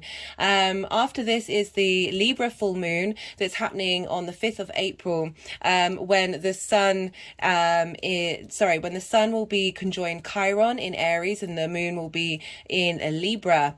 I will be doing a separate video on that and pulling cards. Maybe perhaps it might be a good idea after watching that one to come back and revisit the end of this reading in order to see how the information that came through with this impacts the messages that were coming through today. On the 11th of April, the Sun will conjunct Jupiter at 21 degrees of Aries. This is called a cazimi. This is when Jupiter will receive some divine wisdom, divine illumination from the Sun. We've got wisdom on wisdom here, basically. Some real sense of vitality into the leveling up of sense of self and expansion, and really starting to understand the wisdom of how you work and the wisdom of your routines, and looking into health matters. You've got a lot of support with the Sun here of giving you some vitality. At the same time, Venus will be trine Pluto. Venus will have just moved into Gemini and in your 8th house. Like I was talking about the move. When was I talking about that? Sorry, my brain is just a bit, I'm still sort of in slight pain at the fact that the video stopped recording. I have to be real about that. That we've got that sextile energy with Venus and Pluto communicating to Aries, but it's not by the same degree. So we are working with a sort of osmosis on a really subtle level with sextiles. We have to, apologies if I repeat myself, it's a smaller orb, so it's usually with a 3-degree orb by aspect, and we're way out here. It's not even close, but the way I link it is atomic quantum field osmosis of bringing things together, and of that Venus moving through Gemini, facilitating shared resources. Maybe a boon coming from the outside world come in, is moving, helping you understand how you work and your health and your routine. At the same time of this Sun and Jupiter conjunction, we have the moon in Sagittarius, trining the Sun and Jupiter. So Sagittarius is in your 2nd house of your resources, how you manifest, how you make income, how you what you value and how you value yourself. So I would say with a Jupiter ruled 2nd house, this can mean that you can be generous and overspending. Pisces tends to be more that money just sort of disappears, and that the moon being in this space with a trine to the Sun and Jupiter, which is very illuminating and expansing, I would just write down the things that you want to buy at this time and maybe wait for the moon to leave Sagittarius, because these things might be really valuable for your leveling up in your work and where you're headed. It's just with there's this sense of expansion here that just asking you to be a bit mindful. After this, on the 19th or 20th of April, depending on where you live, we have the 2nd new moon that's happening in Aries. I probably said already, but do go check out that video. I'll be doing a separate video and pulling separate cards for that, but I just wanted to let you know that's the final main aspect that the Sun is making in its journey through Aries. Right, let's see where these cards want to go.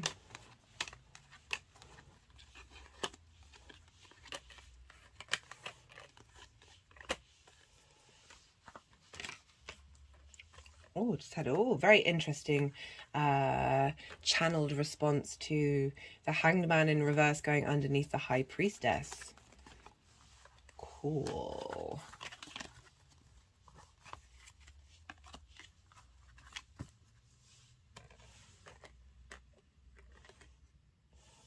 Right. Let's see what's going on. What have we got in there? Okay. So you got a lot of, so this has happened quite a lot with these readings. Well, there's been a lot of difficult cards going on. Right, you've got the 7 of Swords, the 8 of Swords, the 5 of Swords, the 7 of Pentacles, the 10 of Wands, the Death card, and then the final crowning card of the Sun moving through Aries as the 6 of Pentacles. I like this. Right.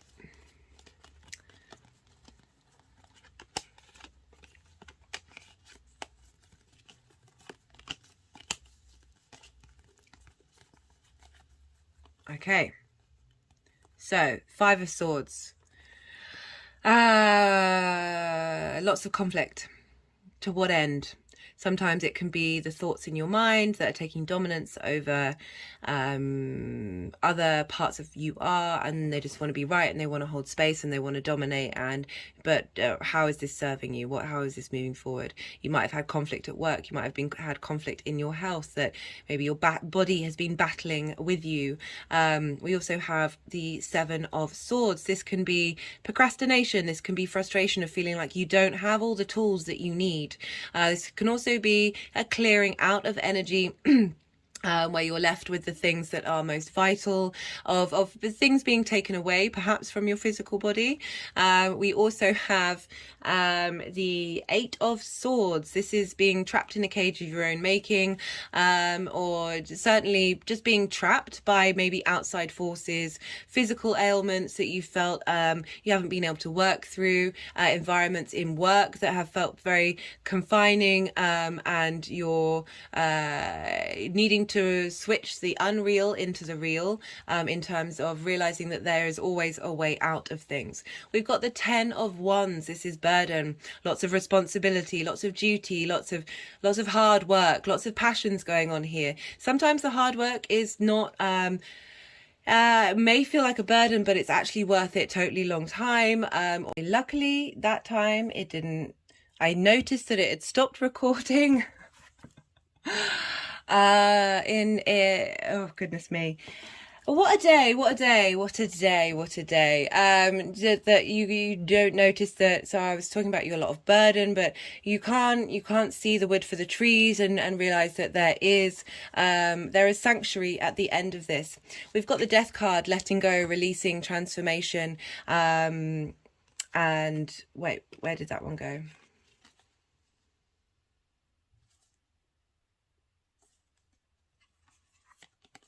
Yep, cool. Okay, sorry, I'm just a bit fuzzled from the continual oh my god, you gotta laugh. You just have to laugh. You just gotta laugh at these things.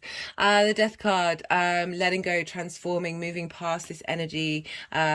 Just that's a lot. That's a lot, Scorpio. I'm not surprised. You've got the nodes. You're not only your fixed sign, but you've got the nodes going through your sign.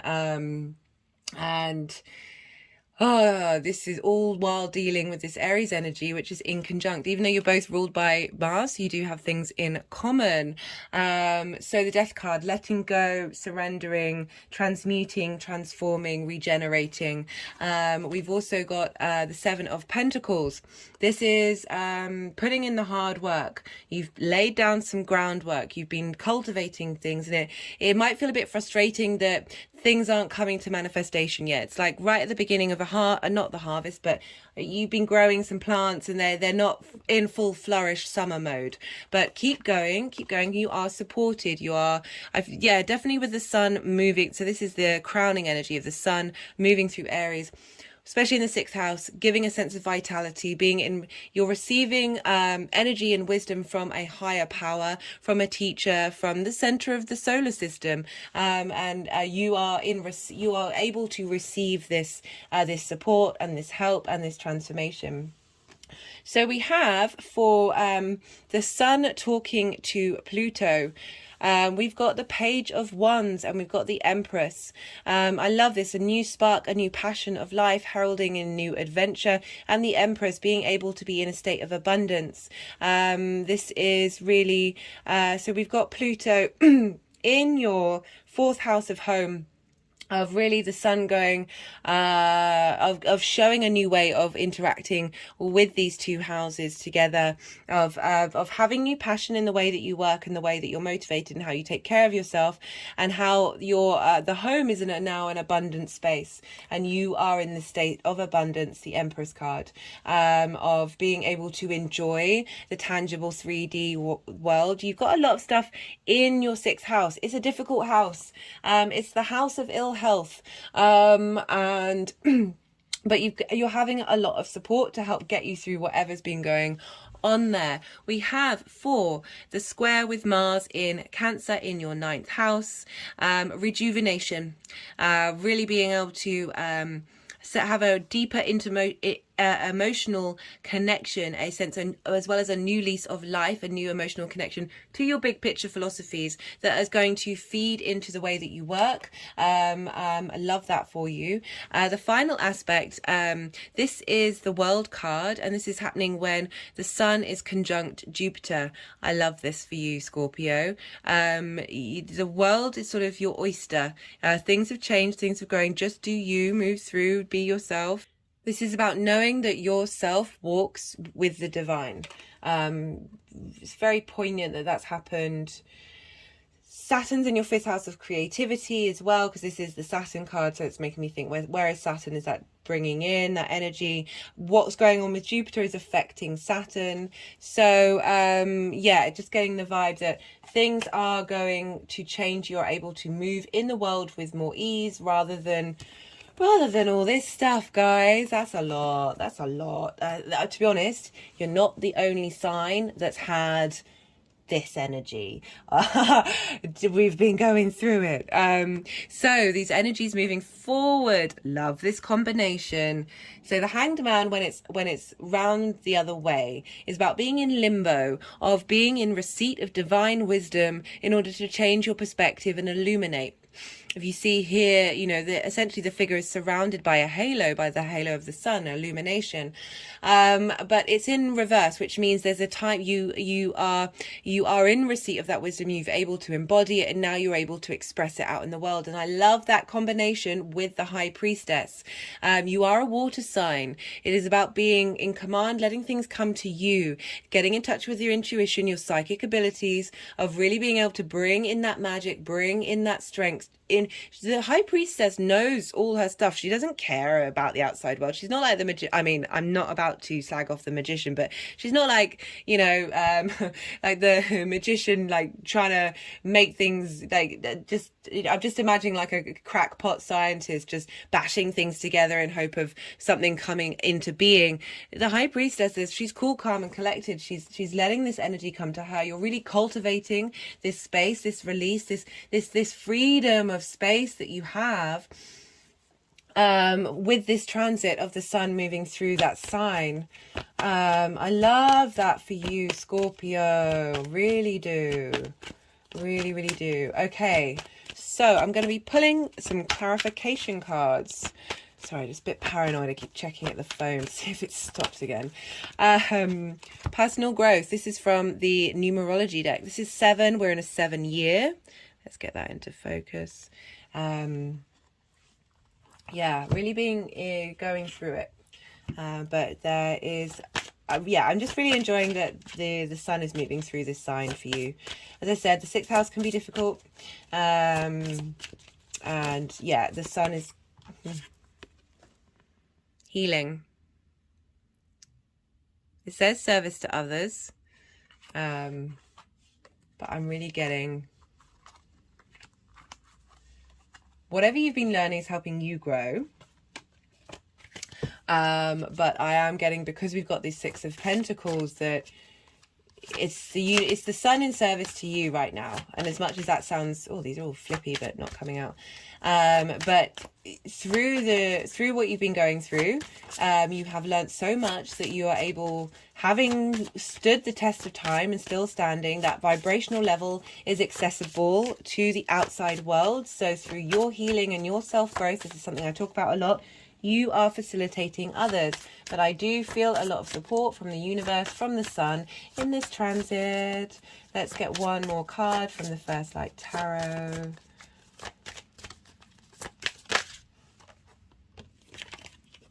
Got the Wild card.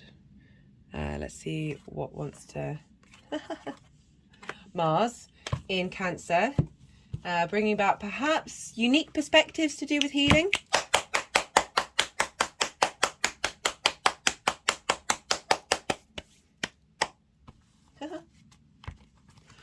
Oh, I love it when they respond like that.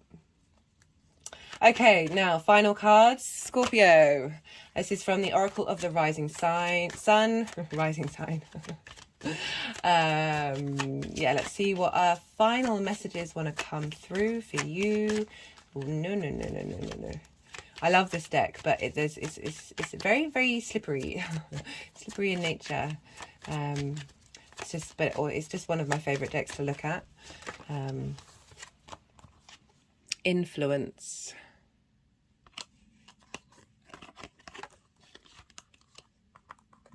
Oh, the sun is going to help.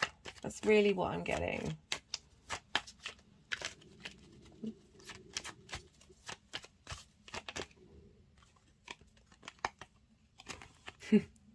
So this half flipped up. Get in focus. There we go. Whoa. I love this deck so much. Yeah.